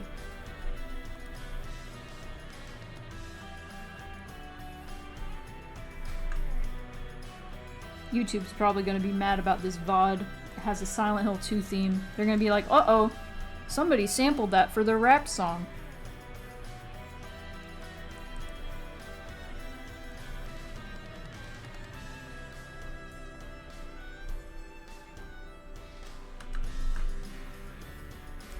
Somebody covered this and monetized it, and now you're gonna get sued. Okay. Insert gif of James twerking. Yes! Yes! Okay.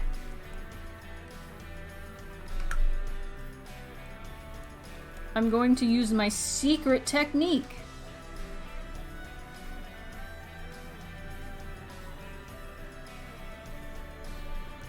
Bigger.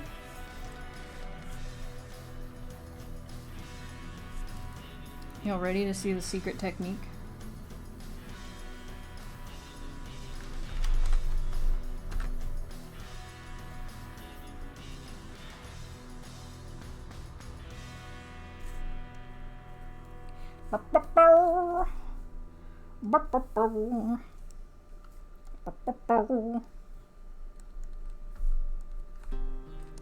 Oh, heck.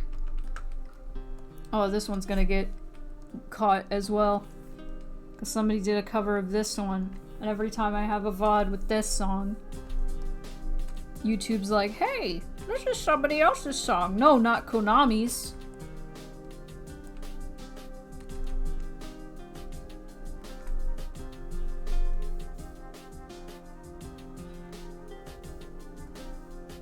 There are people who monetize stuff with like Zelda like sounds. So if you play Zelda and put up a video, it's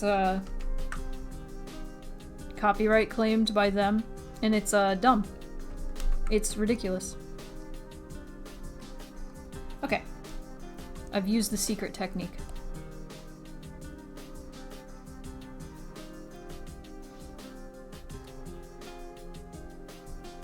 It's gonna be tough.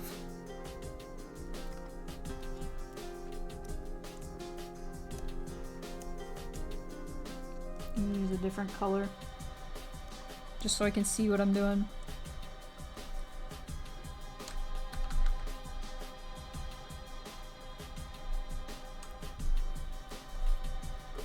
Oh.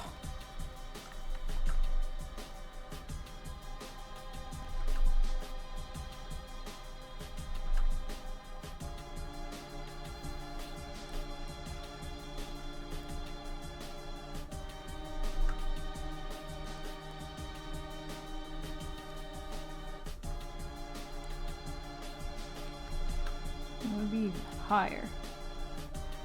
Big tail.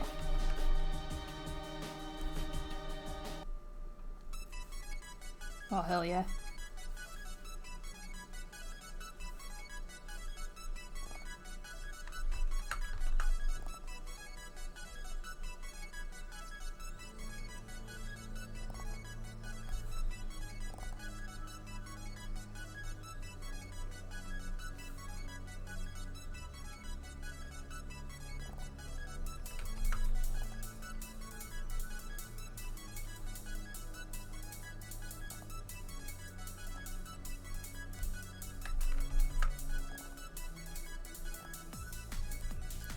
That out.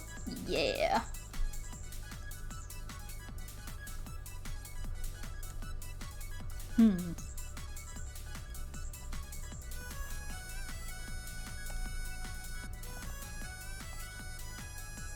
Concentrating.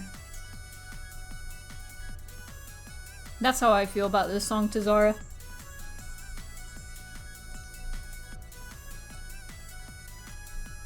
There we go.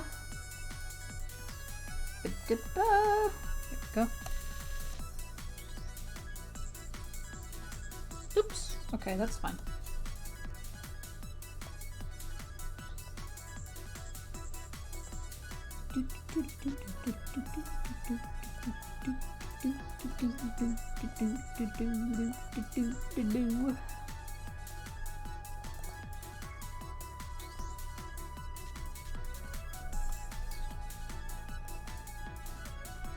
Sorry if I'm being super quiet this stream. I'm just chilling, I'm just vibing.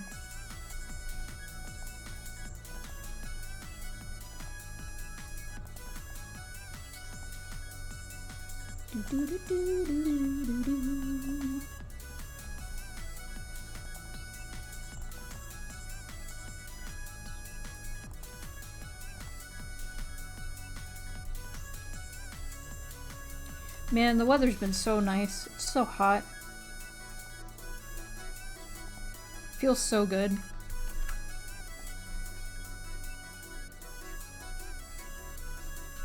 It's how you get that serotonin. How I get it. It's nice and warm. Good. It's great. I love it. I love the warmth.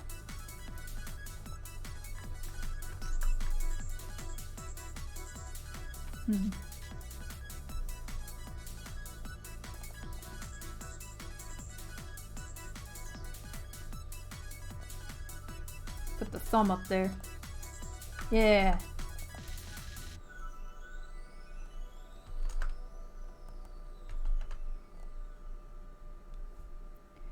Oh yeah. That's the stuff. I thought this was Sly Cooper music, and I was like, what? How did that get here? I don't have Sly Cooper music out here.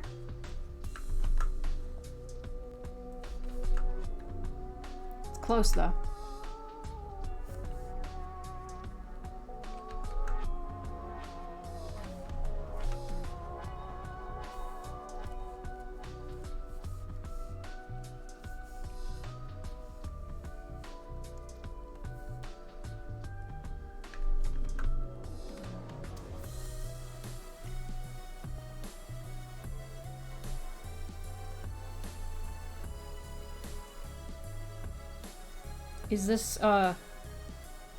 Is this trick a little too confusing?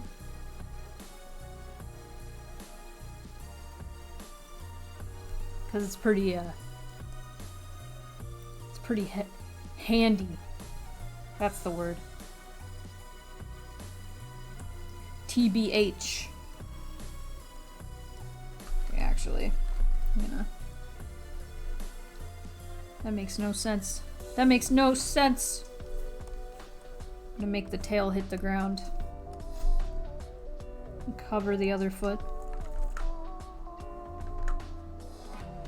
Can't use the exact silhouette.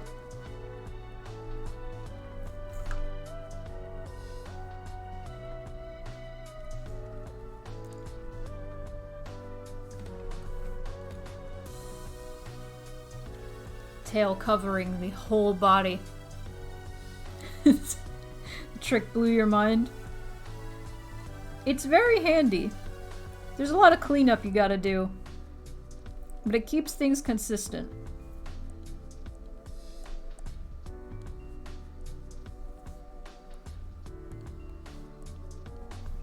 Mostly. If you can wrap your head around how to do it.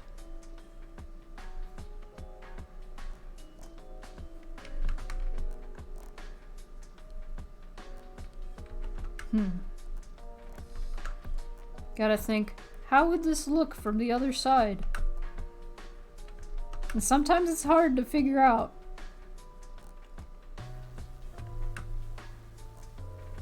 Admittedly. Pretty tough. Yeah, that looks kind of funky. I don't know how that...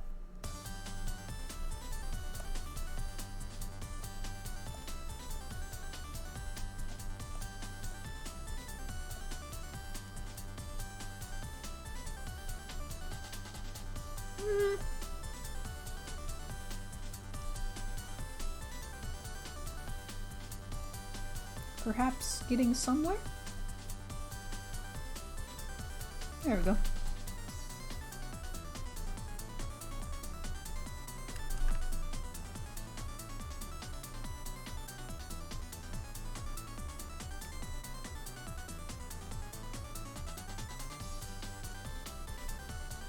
Okay.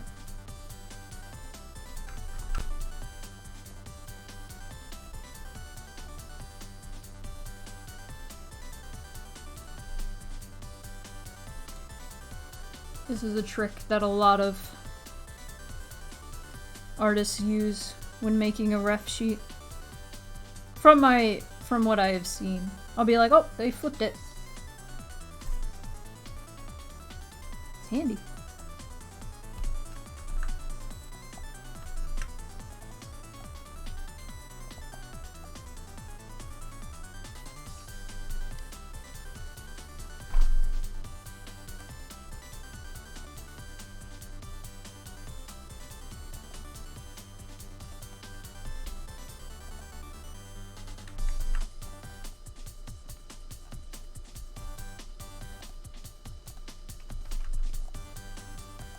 Perhaps now you can see the spikes on the other side.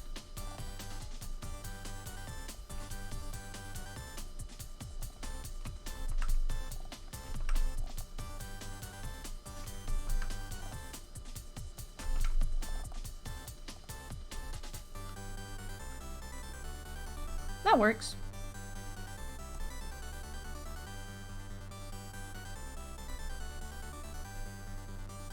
Sorta.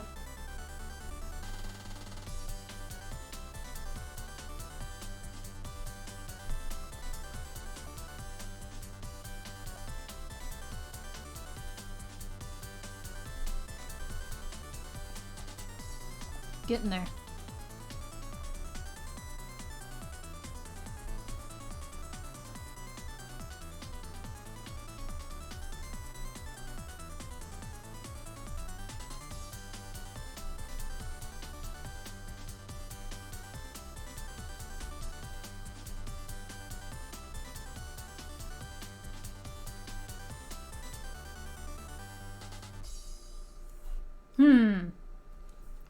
Now I think I need to bring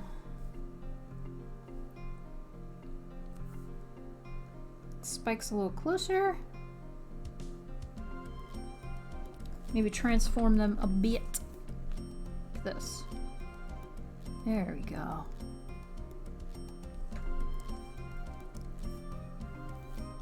Get a better view.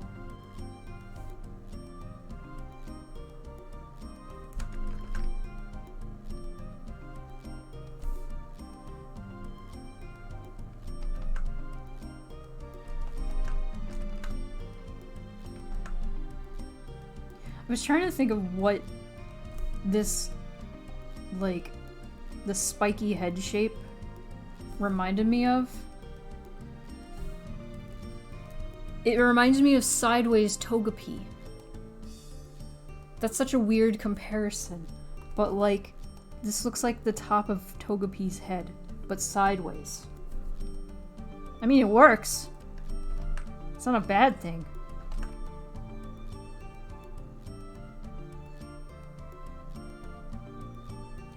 Yeah, definitely gotta clean up a little bit more.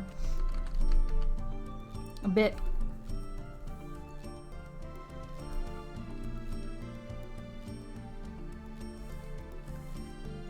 Okay, let me look at that.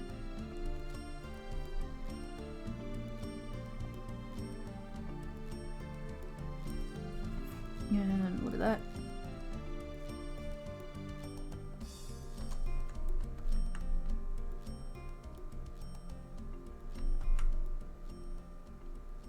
Sideways Togepi.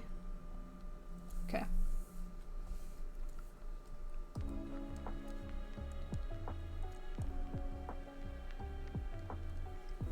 There's a tangent here.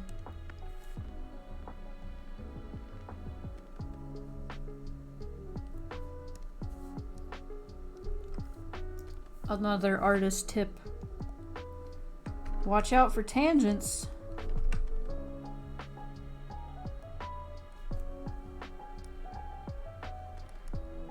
And by that I mean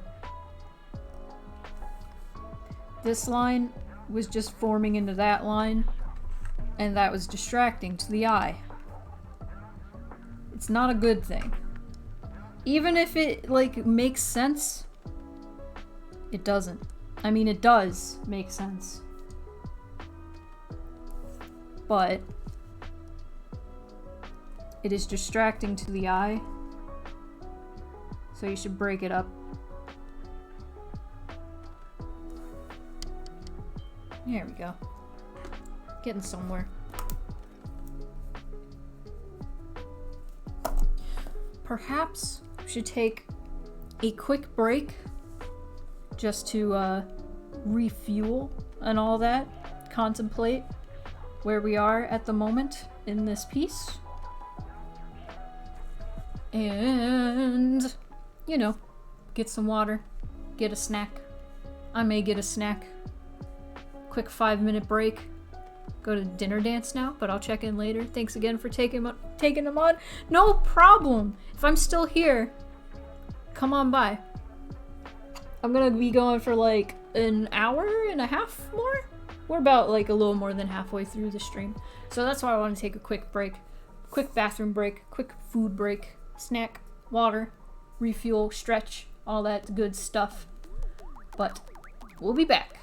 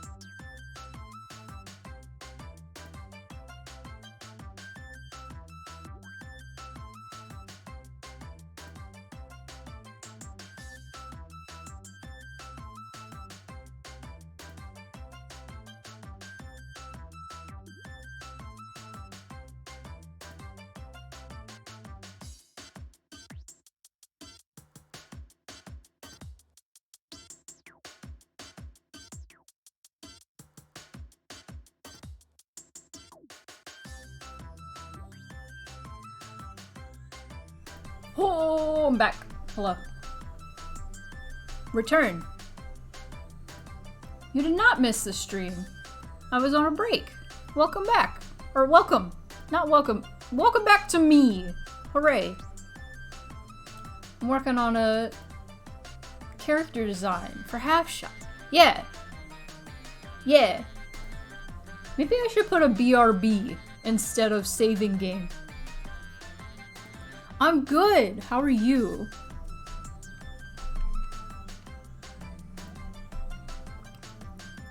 We did a few subs. We did a few gift subs in your honor, since you were not here yet.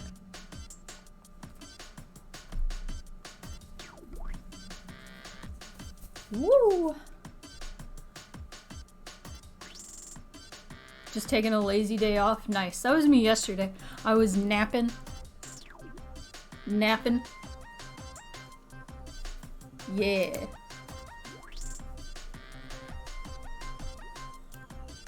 Oh wait, no. There we go. Okay. Cool. Gotta finish this line art for the back. For the back! Yeah, we've just been having a chill stream. My little PNG tuber keeps not moving its mouth for some reason. Like, all together. And it's like, why? Why would you do that?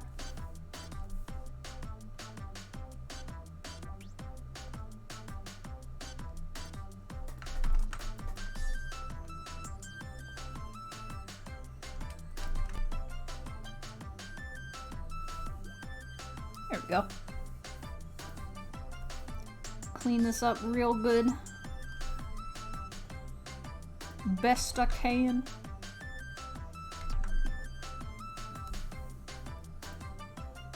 Yeah.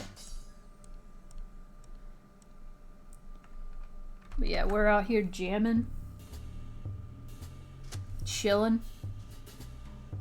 Okay, these horn things need to change size because of foreshortening. This one would be thinner, and this one would be thicker. Thick.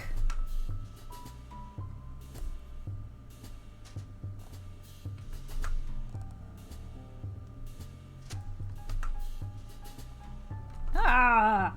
Ah! Okay. Oh.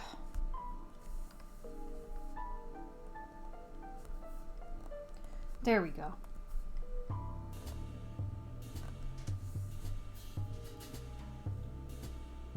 Who's the kobold for? It's for Half Shot on Twitter.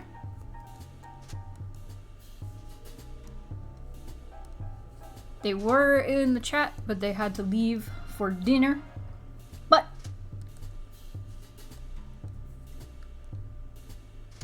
it is for them. I don't know what that accent was. Did you guys see anybody in the chat right now? Inside, like, had outtakes released. Bo Burnham's Inside. It's like a whole other. It's like Inside 2. It's how long it is. It's like an hour. I am like so pleased. I can't stop thinking about it once again. I love Inside so much that I, like, after watching the outtakes, the next day I was thinking about it too hard and I started crying. That's how much I love Inside. So if you haven't watched Inside, you should probably do that because it's very good. It's very heavy. So if you don't like heavy stuff, obviously, like, don't watch it. But, I don't know, I always thought it was like, people are like, oh, it's too depressing, and I'm like, I don't know, I always found it, like, weirdly inspirational, you know? Not even weirdly inspirational, it's just so inspirational to me. I don't get, like, how people can watch it and not be inspired? Or touched? Like, I don't know. To a lot of people, it's just like a product of like the pandemic, and they're like, ah, it's not gonna age really well, and I disagree wholeheartedly. While yes, it is a product of the pandemic, I don't know, I more so... What I got from Inside was way more the commentary about how being raised by the internet can really mess you up. Specifically, like, getting popular from, like, stupid things you do as a teenager and then post on the internet. I need to get, like, some kind of butt meat in here. That sounds awful. I need some butt meat in here. There we go. Just a little bit. A little bit of the dump truck. Because, like, the fact that there was no, like, butt meat happening was a problem. It's like an entire sequel. I started it expecting, like, a simple short mistakes reel. I soon realized that, oh, this is, like, an actual second half. Sometimes I forget how much Inside was pure unadulterated art. It really is! Like, there are a few things nowadays that I consume, like few forms of media that I consume, that I pull away from and I go, wow, that was art. That was literally art. I say as an artist, like, it really blows me away.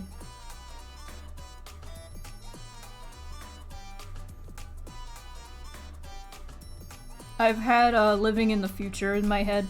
I think, because it was an early version of Problematic. I do think Problematic is far more, like, put together. But Living in the Future was really fun. The style of music was more my speed. Problematic was really good, though. I appreciated the outtake in, like, that he included where he talked about, like, how when he was, like, super young, 16, he posted a video of him doing, like, being stupid, and then it blew up. And he looks back at his old comedy and he cringes. Like, I kind of feel like that would have been a nice thing to put before Problematic, but I do appreciate that instead he just kind of put a video of him watching him when he was younger. I think that was the Boyo video, which, oh my god, Boyo has not aged well. It has not. You're forced to be exposed to shit on the internet whether you like it or not. You're not given a choice to hear about things like Uvalde or billionaires exploiting people, but oh look, also, here's a 5-year-old playing with a toy truck. Isn't that great? What's not to smile at? Yeah! Yeah! Honestly, I feel like the internet used to be great. Used to be wonderful. Until, like, everyone was using it. And then corporations started to capitalize off of it and put ads everywhere. I mean, ads have always been on the internet, but and now you can't avoid them. You can't avoid them whatsoever.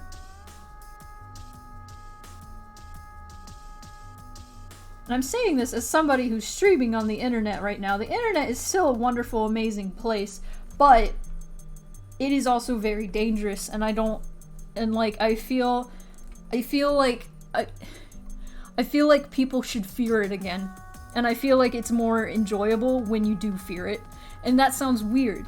That sounds strange.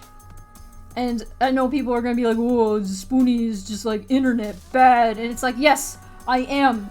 I am like internet bad. Because it absolutely is if you're not careful. I remember when we still used to have fun with it. It just feels like, what's the most efficient way to exploit a human being now? Yeah. I saw a post, I think it was on Tumblr, about how there are no spaces on the internet anymore for children where children don't get exploited. The only place that's fun and popular for kids to go on nowadays that isn't like TikTok or Instagram is Roblox. And Roblox is terrible, and we won't get into that because they literally bribe children to make games for them in Roblox by giving them Robux, right? It's awful. YouTube Kids is especially dangerous. Oh yeah. It's so oh. I fear for the next gens of like children growing up on the internet, because I grew up on the internet. I was like 11 when I first started like going on the internet, but I was going on places like Neopets and mamamedia.com, and nobody remembers these things because they were websites specifically designed for children to play games on the internet, and it was fun, and there were no ads, and it was just it's awful.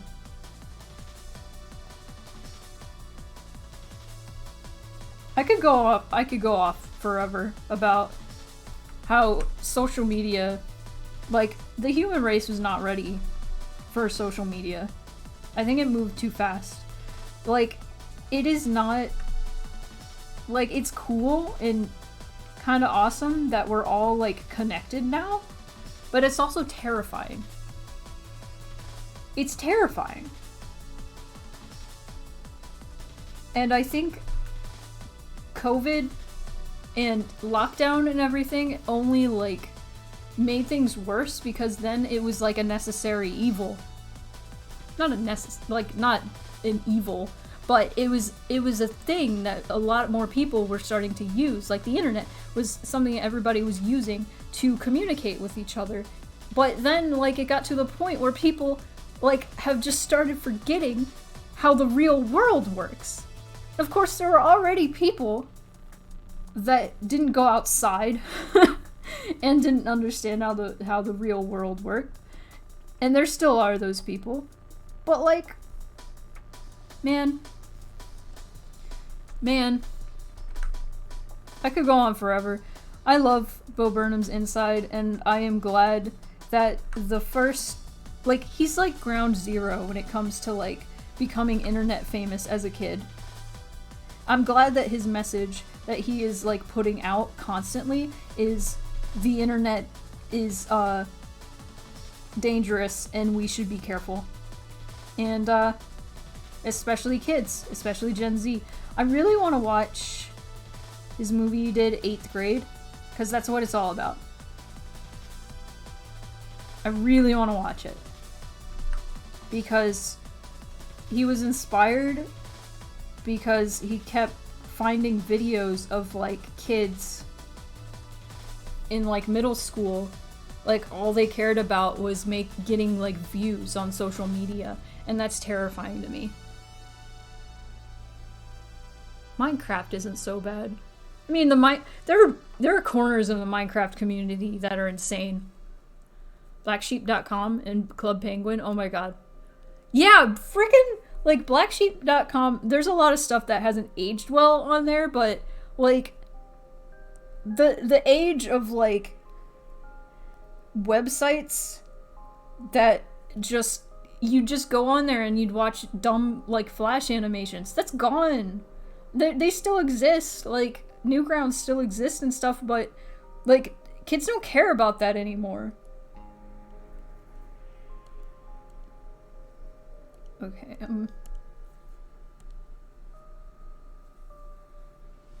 from A to Zebra to the worms in the dirt. When you're a kid, all you ever want is attention. Yeah. I really do think that, like, I think it's on parents, honestly. But I do think parents should be, like, more aware of, like, what their kids are doing online. I'm like, thankful that my dad and stepmom, with my younger sister, they just don't let her on Twitter, and I'm happy about that. Very happy about that.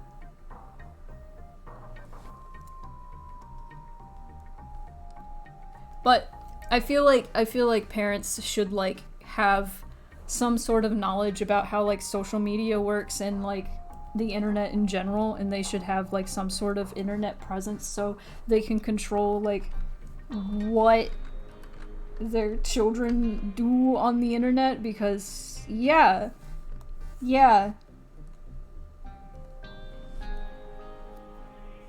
Oh yeah, Homestar Runner! Man. I love Homestar Runner. Jibjab.com. That was another one.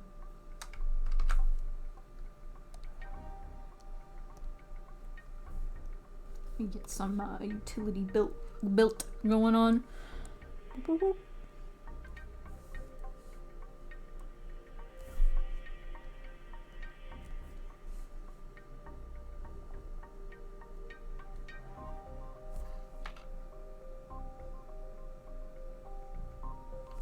Oh, this is cute because it goes over the tail.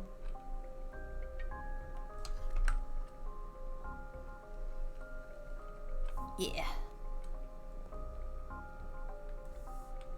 Cass, welcome back. Jib Jab still exists? Oh my god, that's great.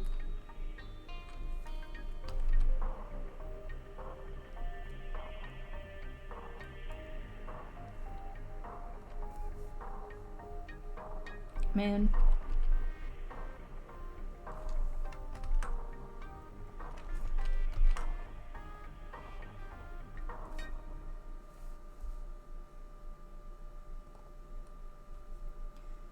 Internet. Remember CartoonNetwork.com and stuff?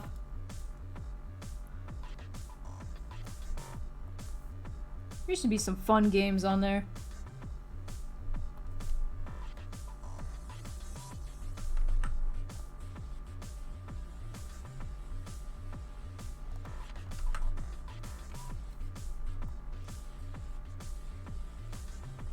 Last time I used it was probably like a decade ago now that I think about it.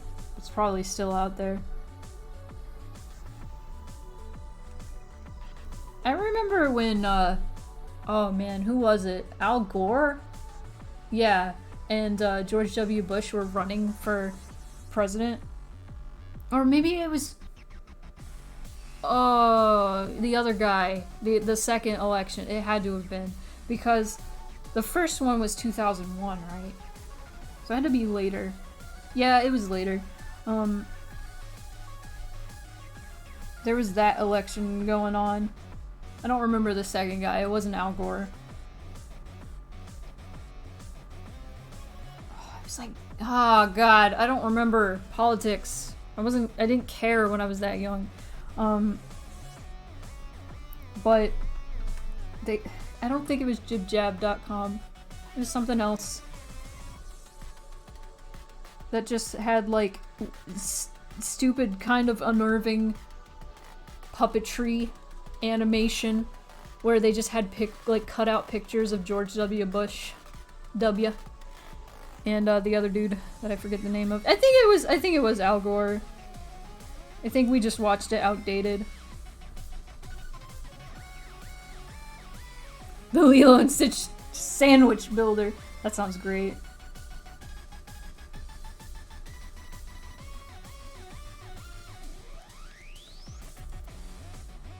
Hamster launching game. God, what did I play? I played something where you like served tables. I played a Dexter's Lab game. That was fun. Does anybody remember Mama Media? Because I can't remember for the life of me any games on it except for like simple games like crossword puzzles and stuff. But that was a fun website. I wonder if it's still around. Maybe we can check during the stream. That'd be fun. God, he's so cute. I love this guy. I like doing more toony characters like this. I want to do more of this.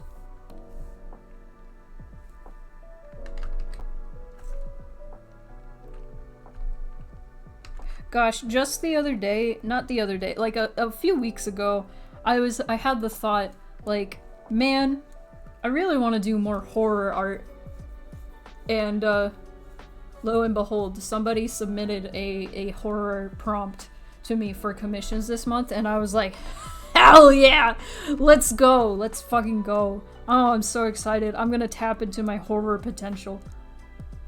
I actually drew a pretty cool horror concept yesterday. I'm not gonna share it because I want to keep it a secret. Also because it might give people trypophobia feelings. Hello, Roger. Welcome. Shockwave Games. Stacking game. Ooh. The Dexter game was fun. It was like a CD mixing thing.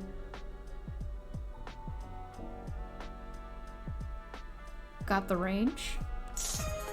Oh! Roger, you got sniped. Thank you. I'm glad I have the toon range. Also, thank you for the gift sub as always.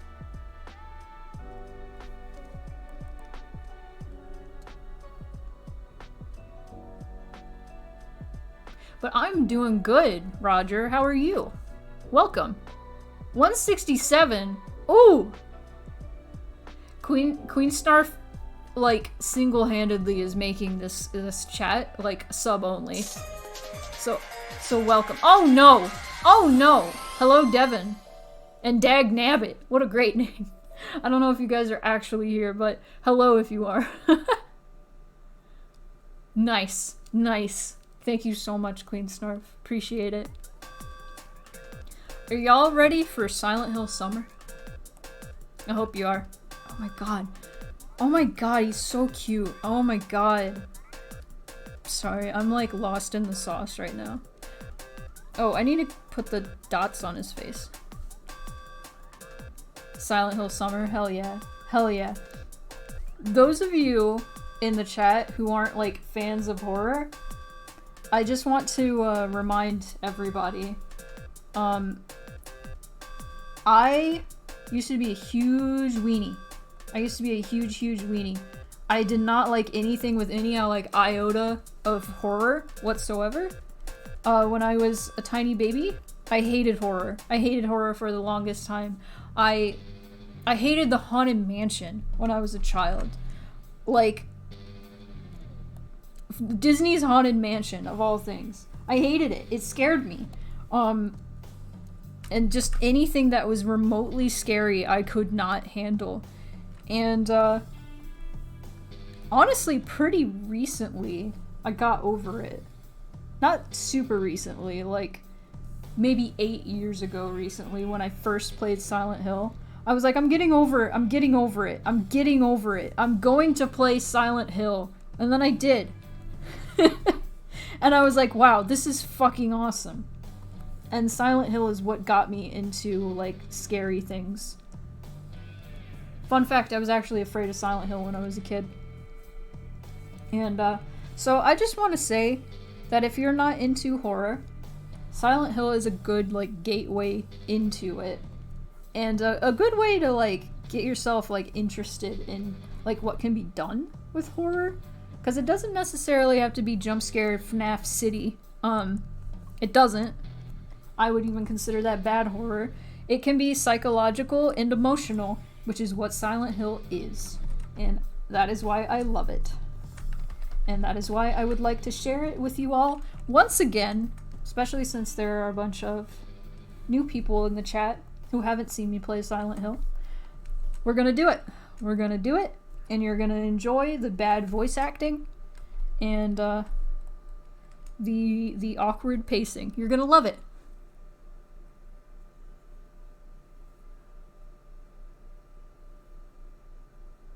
Oh.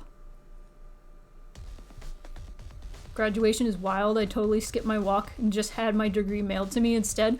Oh man, I wish I did that. The only hills I'm even vaguely familiar with were alive with the sound of music, so I'm glad to finally experience them during quiet hours. The funny thing about Silent Hill's name is it's neither silent nor on a hill. In fact, it's very noisy and flat. I'm pretty sure... Also, I feel that being tired, Roger. It is sleepy day, Everybody's real sleepy today. Okay. I'm gonna double check the notes. There were no hills, nor were they silent. Now, the most outstanding thing about Silent Hill to me is the sound design. That's what's scary about Silent Hill, is like how easily with the sound design it makes you unnerved. It's really good. It's really fucking good. I could talk about it for hours though, and I'm going to on Friday. You should join me. I'm gonna talk about it the whole time because I'm gonna be fucking playing it. No, Cortana! Let me yell about Silent Hill! Okay, let me check this. Please, rep sheet. Commission for worm. No! Oh god! Okay. Let me check this. Let me check this. Let me have this. Okay. Red, oranges, browns, probably. Red highlights in the hair. Oh, I didn't put hair. Can the spikes be hair? I think... I'll have to ask. I'll have to ask. Red, oranges, and browns.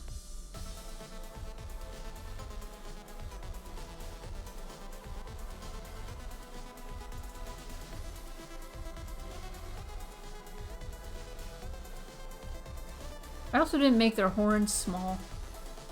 Man! Man! Okay, that is kind of hair. It's more like spike hair.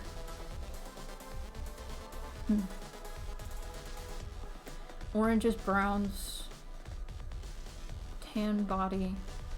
Okay, I'm gonna finagle with this. I'm gonna finagle. We're gonna finagle.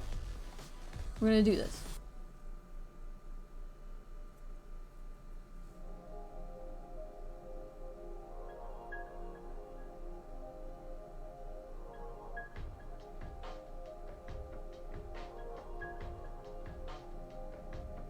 Okay, I need to read that comment out loud. I just read it to myself. Fun fact about the Haunted Mansion in Disneyland: on opening day, it is unknown if the iconic Hatbox Ghost was actually in the attraction. Though, over time, there was evidence that the figure/statue was in the ride on opening day, but was removed after a good few weeks, according to Tony Baxter. And though Disney did reimagine the character for the ride in 2015, to this day it actually remains unknown where the original Hatbox Ghost is. That is really interesting. I was just talking about how I got into Defunct Land videos because that Garfield Dark Ride video kept getting recommended to me, and I was like, okay. Guess I gotta check this out.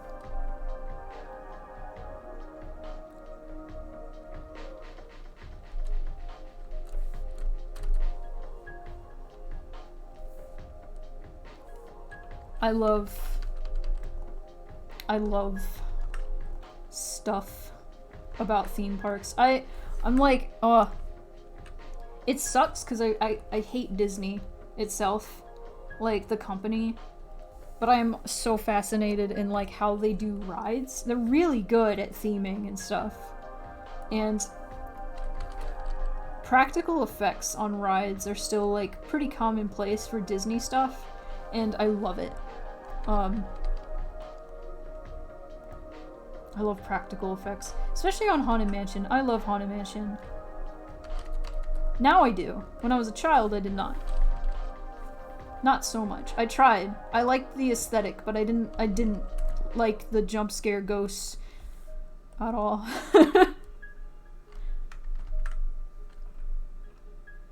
Five stars. Yeah, that's the whole plot. You did get to play Until Dawn, but then there were still scenes afterwards that you gotta watch. Oh my god. You ever think about how Metal Gear Solid is the stupidest name ever for a video game?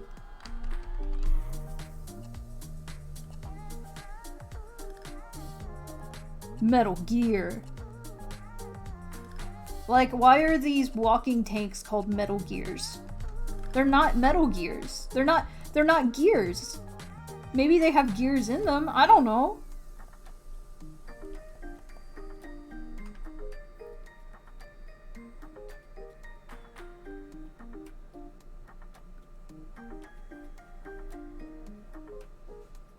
Sounds like something you'd hear on Defunct Land. Yeah. Mario's there. He's paper. There's a door. That's 1,000 years old. They totally failed to mention the moon, though. Oh my god.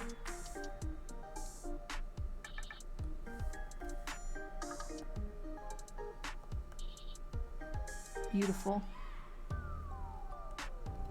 Okay.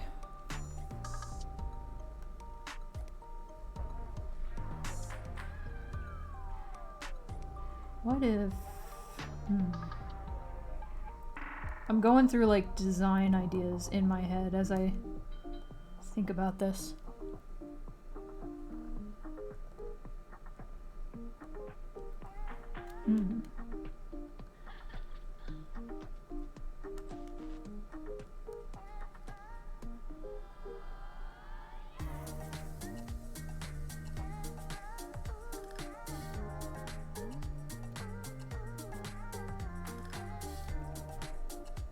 Do a little bit of that, a little bit of that, a little bit of that. Okay. A little bit of tan on the, or light tan on the inside of the hands. Okay.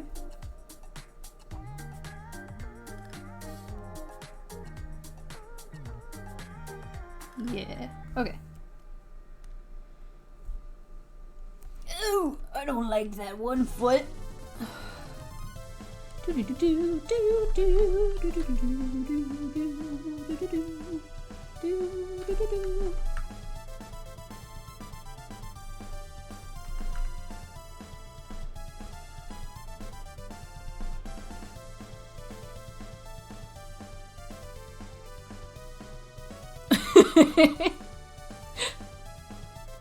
Super Mario. 5 stars. That little dude really is super. They weren't stressing. Super Mario 64. 1 star. Although still super, there was only 1. That's really good. Ow!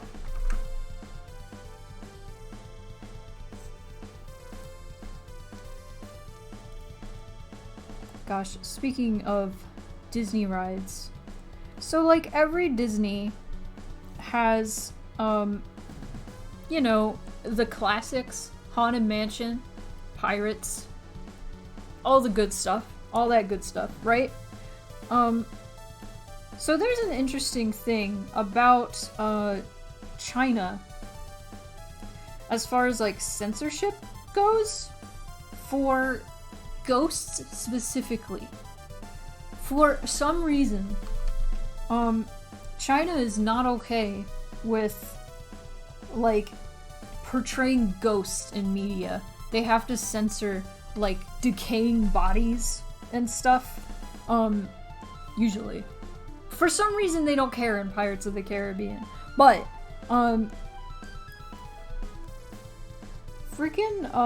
so, Shanghai Disneyland, they were like, alright, we gotta put in a Haunted Mansion, and they were like, absolutely not. We have to make our own version where it's not about ghosts.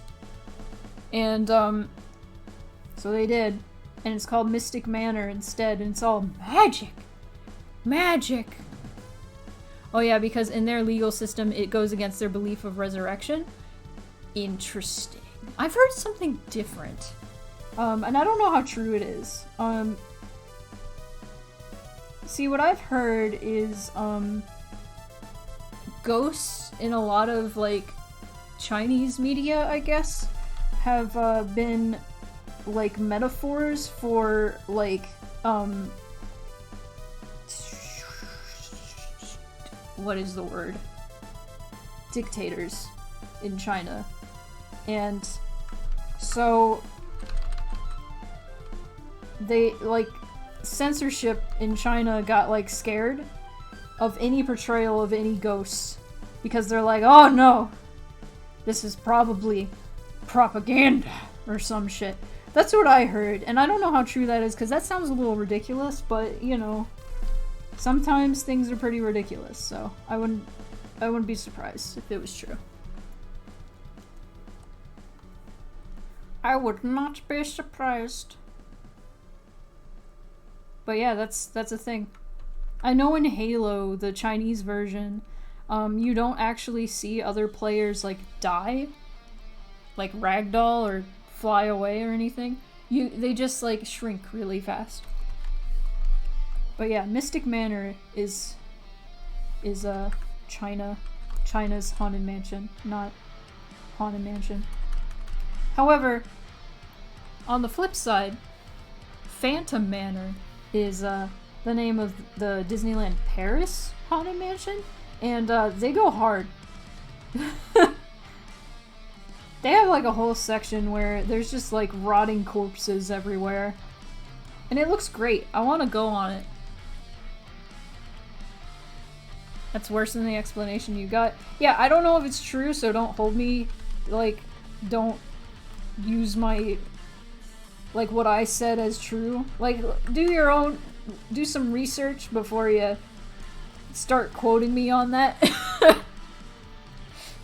Because I'm probably butchered what I read anyway.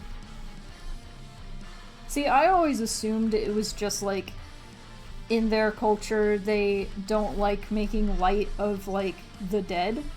Because that makes more sense to me. And, like, I think that should be, like, more commonplace. Like, maybe don't make light of the dead, maybe respect the dead. But still, that seems a little extreme that they would censor anything with dead bodies, or, like, ghosts, or any portrayal of, like, dead people to any degree. Sonic Adventures, 4 stars. He do be going fast though, and also he be going on adventures. However, his other friends also went on adventures without any recognition. Yeah, in the title. Sonic Adventure stream when? Sunday.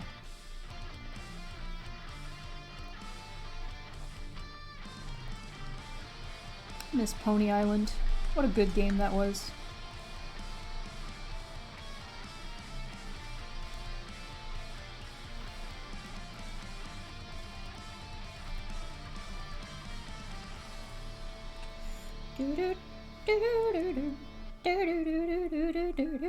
Okay.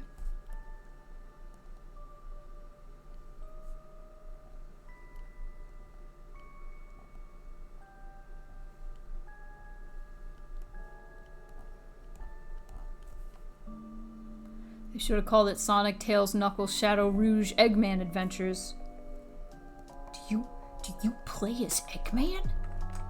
I didn't know. I don't remember that. I haven't played it. I know a little bit about it.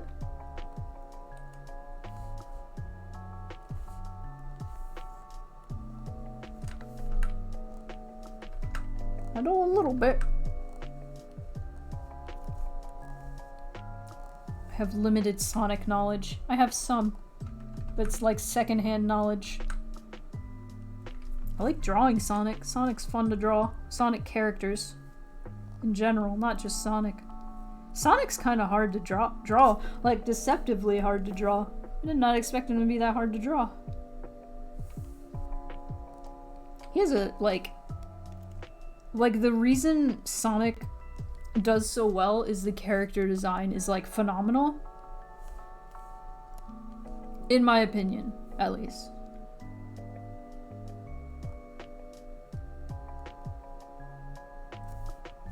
You know what would be nice? Maybe some more.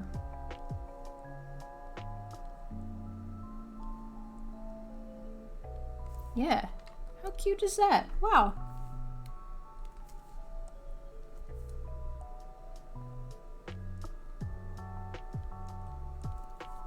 Love it. Love to see it. Okay, I also need, I forgot to do this.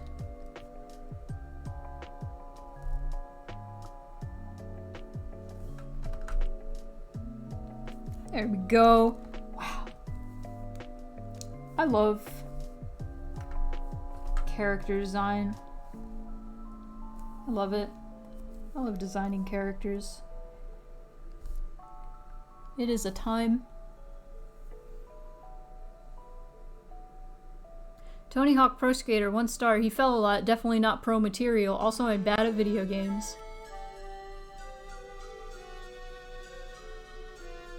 Remember when I was little trying so hard to draw Cream the rabbit and for some reason could not figure out that I needed to round out the tips of the ears? That's such a specific memory, I love it.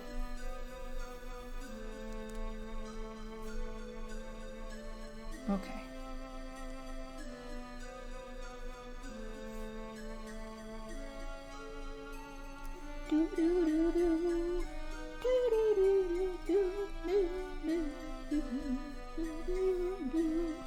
Are you saying you're a geek and a weirdo because you know things about theme parks? Because that's not weird. I think a lot of people nowadays are really interested in learning about theme parks. It's really cool. It's like a whole like community of people now. They're like podcasts and stuff. It's really neat. I like it. Orange. I kind of grew up with my dad just like knowing everything about every theme park. Not every theme park, but you know. Knowing a lot about theme parks and theme park history. So I love that stuff. It's great.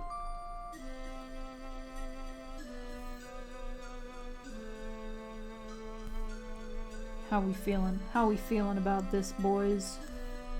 Lads and lasses and lassos. Oh, this is looking very ball python right now. I like it. Whoop! Learn how to close your lines.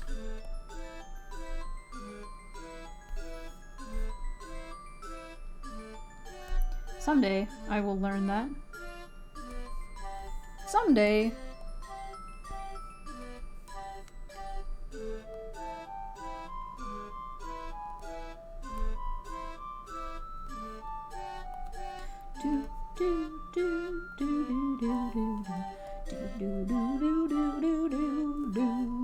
Okay. There we go.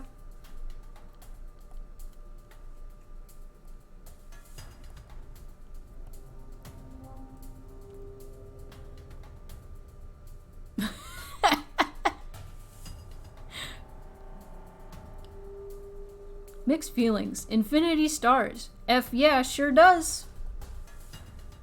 Thank you so much. Do in fact have mixed feelings, and so do the characters. Yep. It's still funny to me that upon release of that game, so many people were like, I didn't expect this game to make me feel so many things. Ah! And I'm like, it's called mixed feelings for a reason, my guy. I named it that for a reason. My friend. My brother in Christ. It's named Mixed Feelings. I need to make that a meme.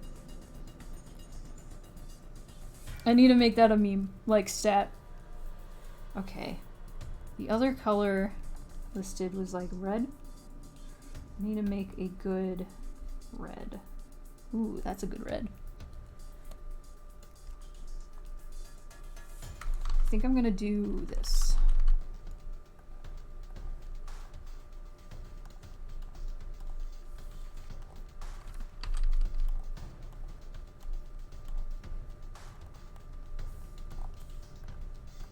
Yeah, yeah. Oh, baby. What a pal! What a pal!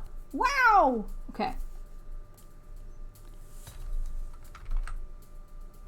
What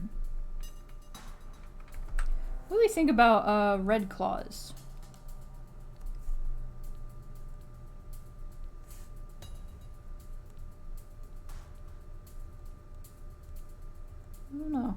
don't know how I feel.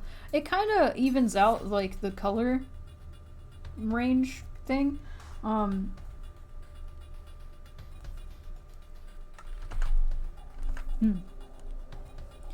I'll see what Half Shot thinks when I send it to them.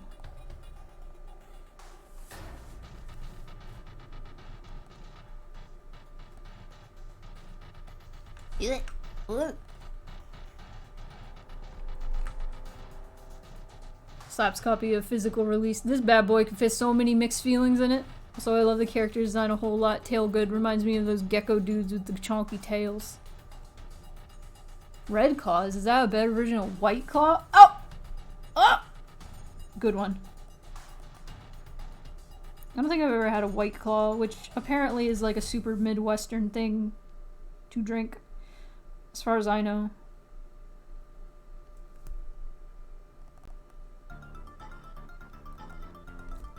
Have you guys seen the discourse about Sweden? That's very random to bring up, but have you guys seen the discourse about Sweden?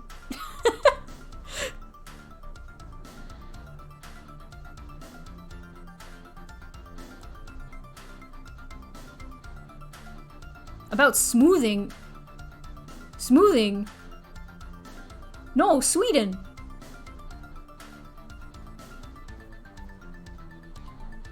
As in, there was a chart. Yeah, there was a chart going around that showed a map of Europe. And it like, had a key that was like, how likely it is you're going to be served food in this country, right? So of course, like, Italy and Greece and, forget, like, Spain, I think? A lot of other countries were like, almost always you're going to be served food when you go over to this, the person's house in this country. And so Sweden and most countries in, Scandinavia were red, which means very unlikely to get served food when you're a guest at in this country. And so there was a Redditor who posted a story about how when they were a kid, they had a sleepover at their friend's house, and their friend was from Sweden, and their parents like yelled dinner was ready, and so this guy was like, alright, cool, I'm gonna go down and have dinner with you. And the kid was like, no, wait in my room and I'll be back. And that was the craziest shit I'd ever heard. Like, I can't believe it. So apparently, like, I just heard about that and I was like, that's crazy. And I asked my friend, my Swedish friend, is this real? And they were kind of like, that just seems like a few outliers had that experience, because in my experience, people at least offer you snacks when you come over. Like, that's a very common occurrence. And honestly, my thought is probably it's like a class thing. So if you're like upper class, maybe you're weird and you just don't offer food to guests. I don't know. That is just so mind-blowing to me, probably because I'm from the South. But I can't imagine somebody coming to my house and me making food and not being like, hey, would you like some?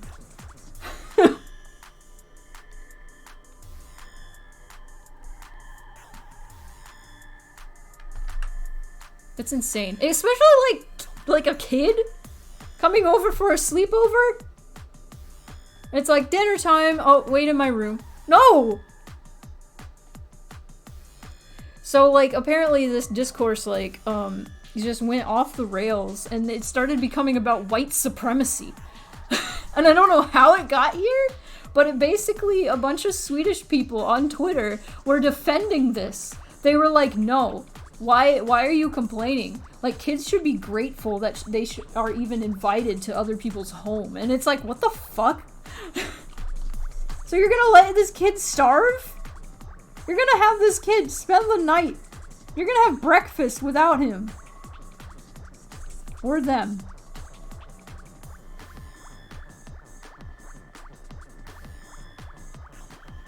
I don't know. The wild part to me about this whole story was Swedes coming up and being like, what's so weird about this?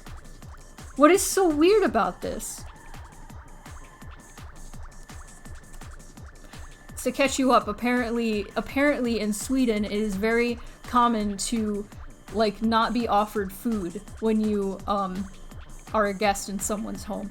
So literally, if you are a kid spending the night at somebody's house in Sweden and they are eating dinner, you are not offered any dinner.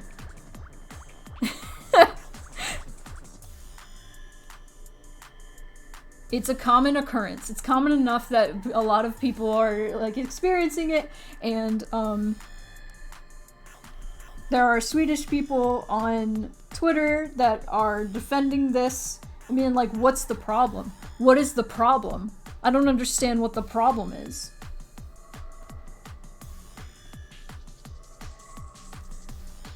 And it's very funny. Reminded me of my first experience with the Dutch family. Stayed at my Dutch friend's house, and for breakfast they served fresh baked bread. Lunch was sandwiches with homemade Gouda made in their garage. Dinner was served with red wine made from grapes grown in their yard. Wok pressed and fermented in their garage, along with multiple coffee breaks a day. And I was like, do you do this like every day and night? And my friend shrugged and was like, yeah, do you not? That's wonderful. That's amazing.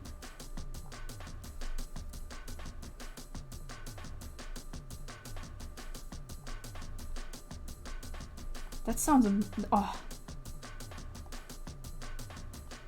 See, I have like a sort of similar experience. Their own imported and roasted coffee beans. Done at home. That's so decadent. I have a similar experience, but I think this was just a class thing, like a class divided thing, where my friend like for Christmas invited me to come with him to like celebrate Christmas with his family, and I was like, okay. For me, growing up, Christmas was like it wasn't like a huge thing. Like on the day of like Christmas morning, you know, you open your presents that you got from Santa, and that was fun and exciting, and you just kind of chill the rest of the day. That was my Christmas. And it was nice. Dude, these people celebrated Christmas for like a week. They did things for a week. And when I say that, I mean, they went out to see a play like one day. They went out to the movies one day. They like went out to get breakfast Christmas Eve morning. And they had like a huge extravagant dinner Christmas Day, and I was just like, what in hell? I wasn't used to that. And on top of that, like, we were all like old by this point. We were all adults. We weren't children. We were living in a separate state, and then we went over there. And so we got like so many gifts. We had to put it in a big old luggage thing that we didn't bring. They gave us a luggage thing to put all our gifts in, and I was like, this is excessive. This is excessive. I'm like, is this how Christmas is for you every year? And he was like, yeah. And I'm like, this is absolutely insane. What?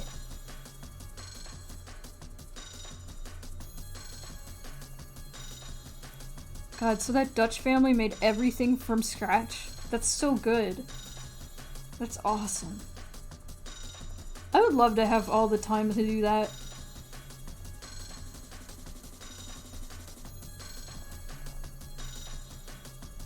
The time and resources to make everything from scratch would be awesome.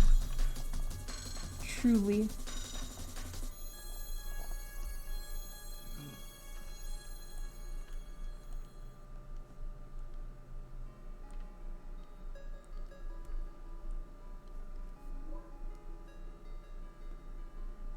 Oh.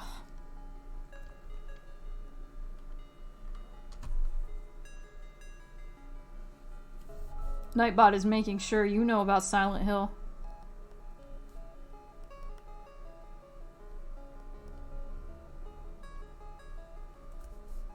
I'm so excited. I'm so excited for Silent Hill.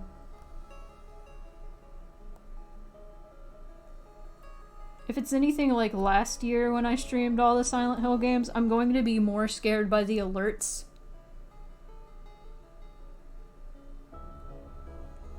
Are you trying to see how long the stream has been going on, Roger? Because it's been going on, let's see.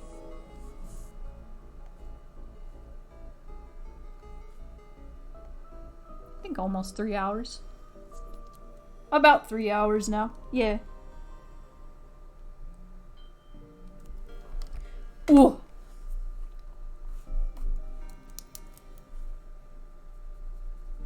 What? I'm gonna go a little bit longer, and I'm also gonna open another window. Probably hear me for a second. Double me. No. Oh, case just went live. Okay, so I might just go a little bit longer, and then I can go raid them.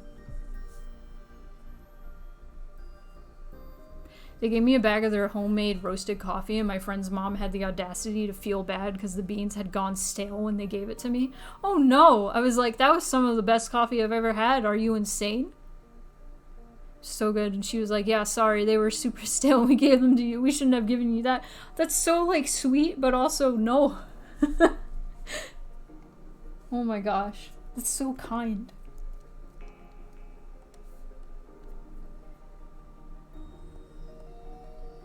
That is so kind.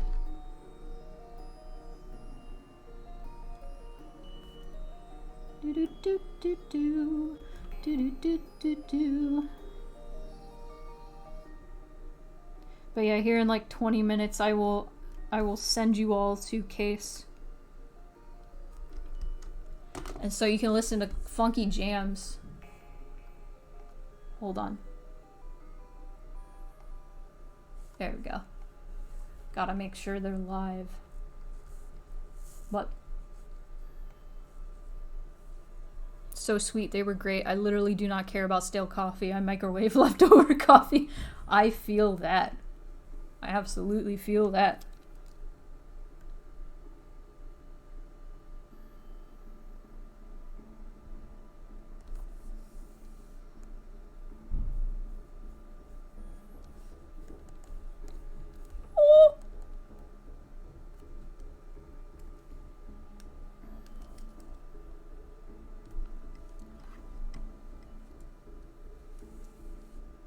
Looking to be a connoisseur.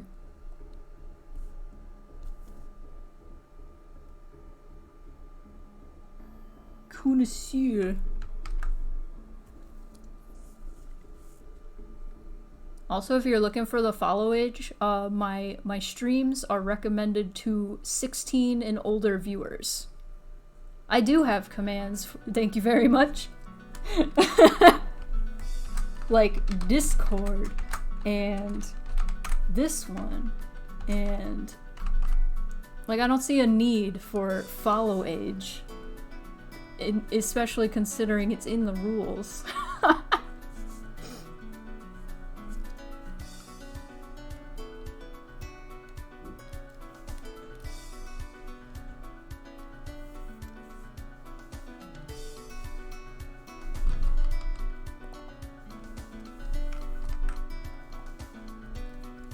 Reasonable. Yeah.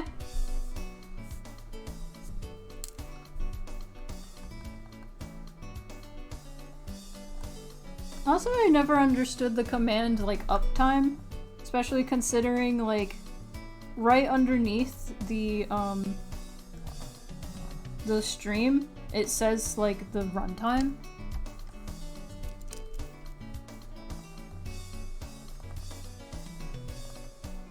Someone was like, why? Why is it a command? It says right under the stream how long the streamer's been going. Oh, mobile users. I see.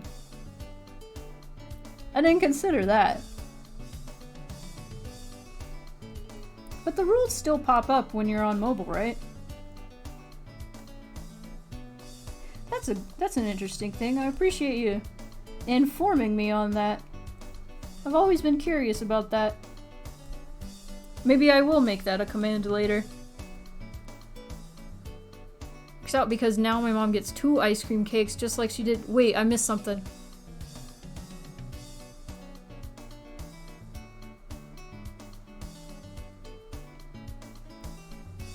Escape to Witch Mountain. That is what the characters do.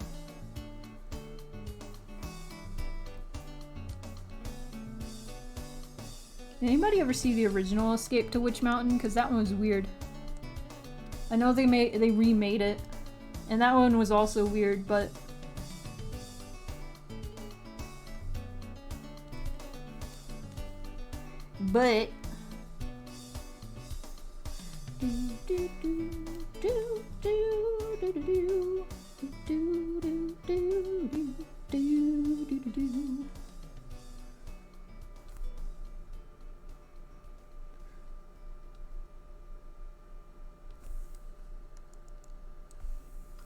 Yeah, baby. Yeah, baby. okay.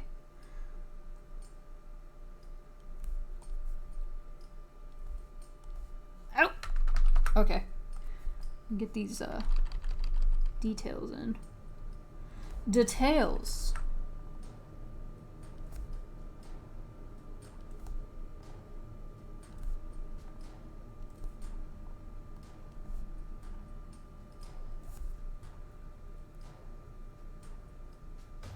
Uptime doesn't show up by default. That sucks. I wish Twitter mobile was better.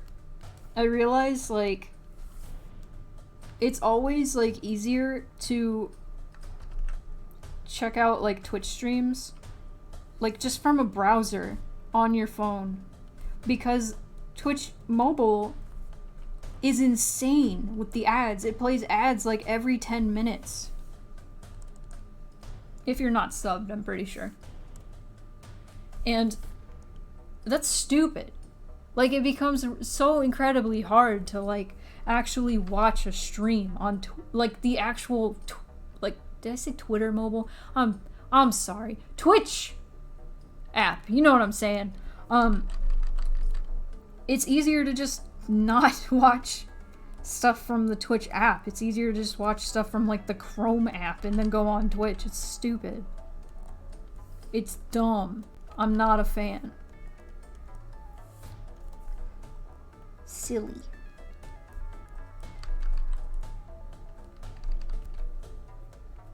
Twitch on mobile browser is not at all good.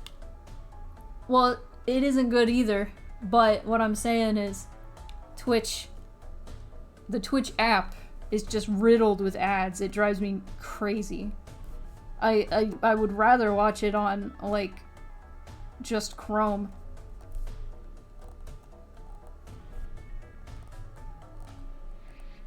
Just on the browser.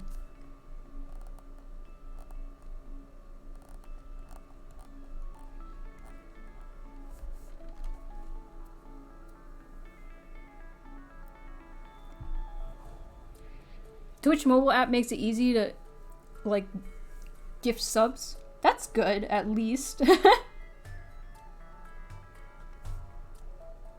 But yeah, when you're not subbed to somebody, it's, like, legit, like, impossible to enjoy a stream because there's an ad every 5-10 minutes.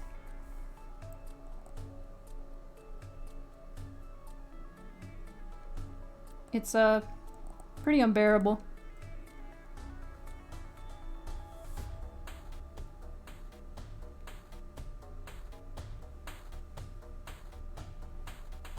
Insert metaphor here with ads unless you're subbed. Yeah. Sucks. Like, I get why they do it, but it's still annoying. Hey, what in the fuck happened here? When your pen just goes...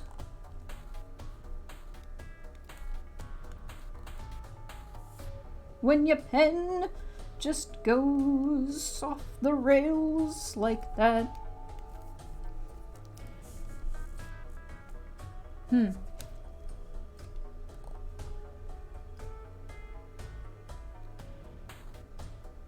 Getting somewhere. Uh-oh. The sub crown intensifies. Oh man. I hope I can convert more people into Silent Hill fans with Silent Hill Summer. I'm ready. Ready to go, baby.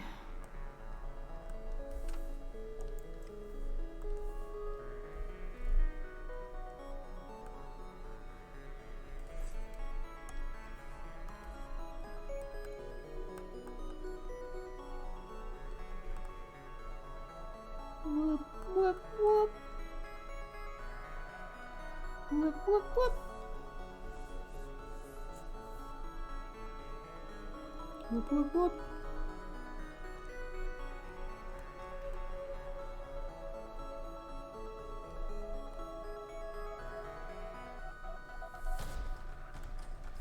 Yes. Yes! Okay.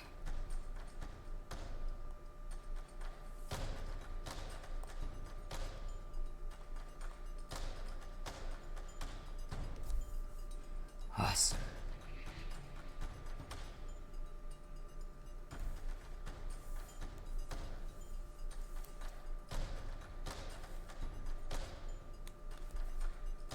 Put a little flavor in here.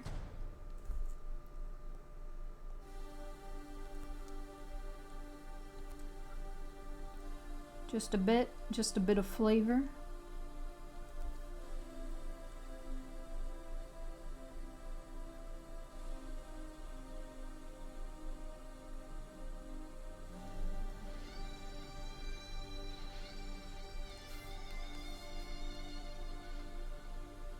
Gonna BRB, but I want you to know I've never really played horror games or watched Halloween movies or anything like that, but I'm very, very excited for Silent Hill Summer. Yes! Yes! I'm so excited. It's not even necessarily lack of interest or anything, I just, like, haven't. I don't know. I get you, because, like, I don't really watch horror movies. I've never watched a horror movie that I've been like, whoa, this was awesome. There's been one. I liked Nightmare on Elm Street. It was pretty fun. But other than that, I'm just kind of like, about horror movies.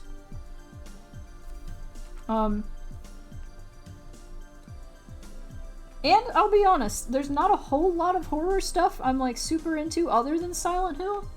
And Resident Evil. I love Resident Evil. And there's been plenty like indie horror games that I've really enjoyed. I mean, there's Who's Lila that I played a while back. That was fun. That was really good. Highly recommend if you haven't checked that out yet. I think about it a lot. I'm gonna make this silver.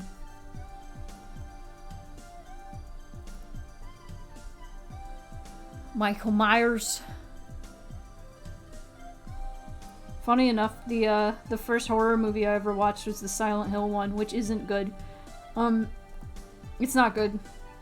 And that's before I played the games. It's okay. And I will, like, the thing is, it just kind of shaped the entire, like, aesthetic of Silent Hill after that, which was pretty good. The movie's aesthetic was pretty alright. It was pretty fun. But, like, also, I did see the Resident Evil one. I forgot. Okay, so that was technically the first horror movie I ever saw. The first Resident Evil movie with, what's her name? Alice? I don't remember her actress's name. I liked that movie when I watched it, but it's not good and it's not a good adaptation of the game. The new one I heard is even worse. It's more loyal to, like, the game's story, but it's also just a dog shit movie. Let me think. Oh, heck! Thank you so much for the cheering, Queen Snarf. Pop over to Case's stream for now, but thank you, Spoony, for the wonderful vibes. Thank you for the wonderful vibes, Queen Snarf. It is always a pleasure. I will see you for Silent Hill. Wrong button. Silent Hill. Summer. Hopefully. Hopefully you'll be there. It's gonna be a 6-hour stream, so hopefully you can pop in at any point. Any point.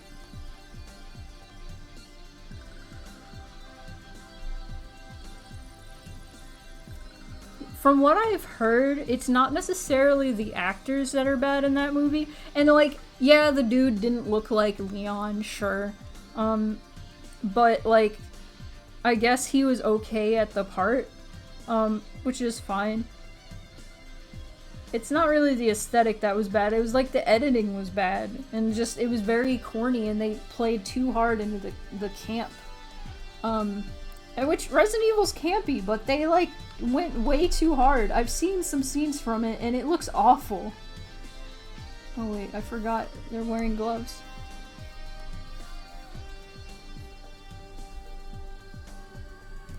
I didn't do this right.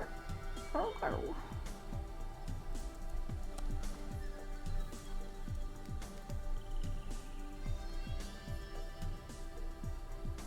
Yeah, I think a huge problem with video game movies is they try way too hard to make the characters look, or the actors look exactly like the characters and don't care too much about, like, the acting.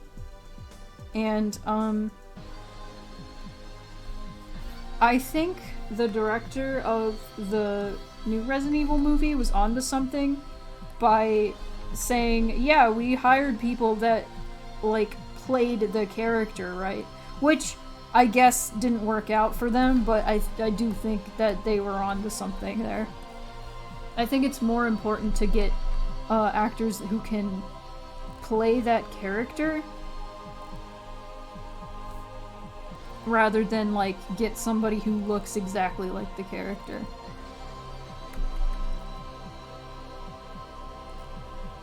However, I'm still kind of annoyed by Tom Holland playing Nathan Drake.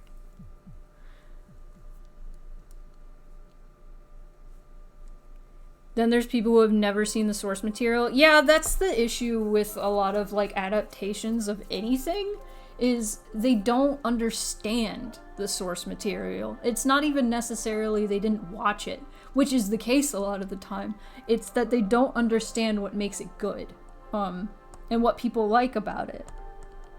And sometimes it's the creators themselves that don't understand what people like about the original content. Like, looks at Square Enix when they made Advent Children and the entire, like, Final Fantasy VII compilation. So, yeah, that's definitely a problem when it comes to adaptations. It's a huge problem.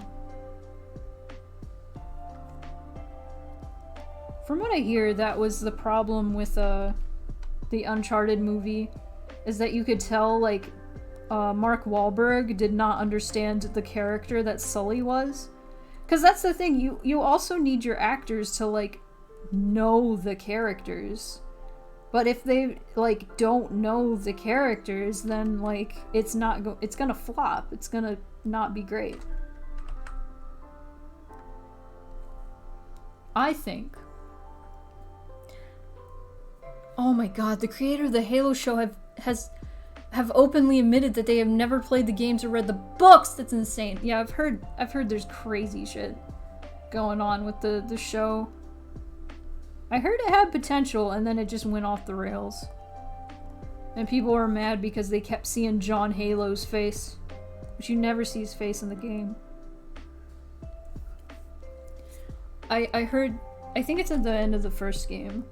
I've never played the Halo games. I want to. Where Master Chief takes his helmet off, but the camera cuts out, like, while he's taking it off.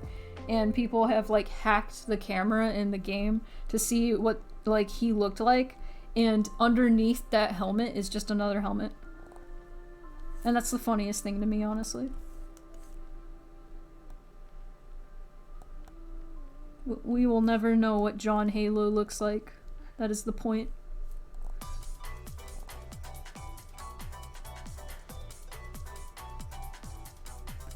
We will never know what John 137, that is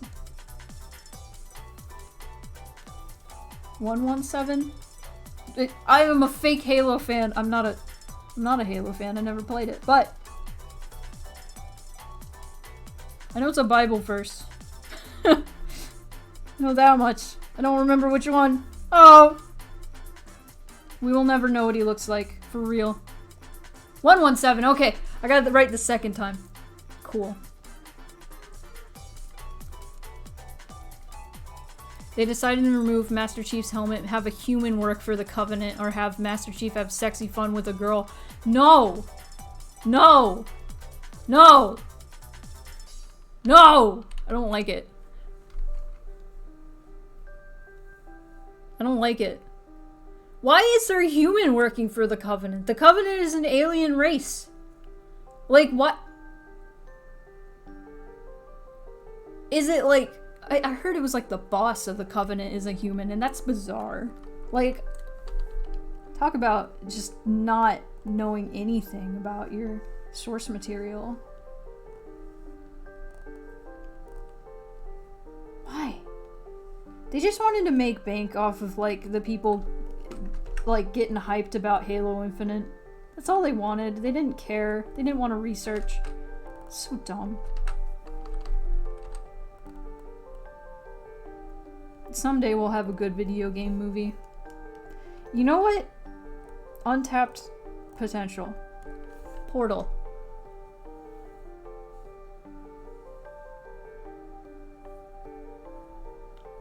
I mean, that's like not... there can be sex in a TV show, that's fine. But like... what I was mad about was a human working for the Covenant.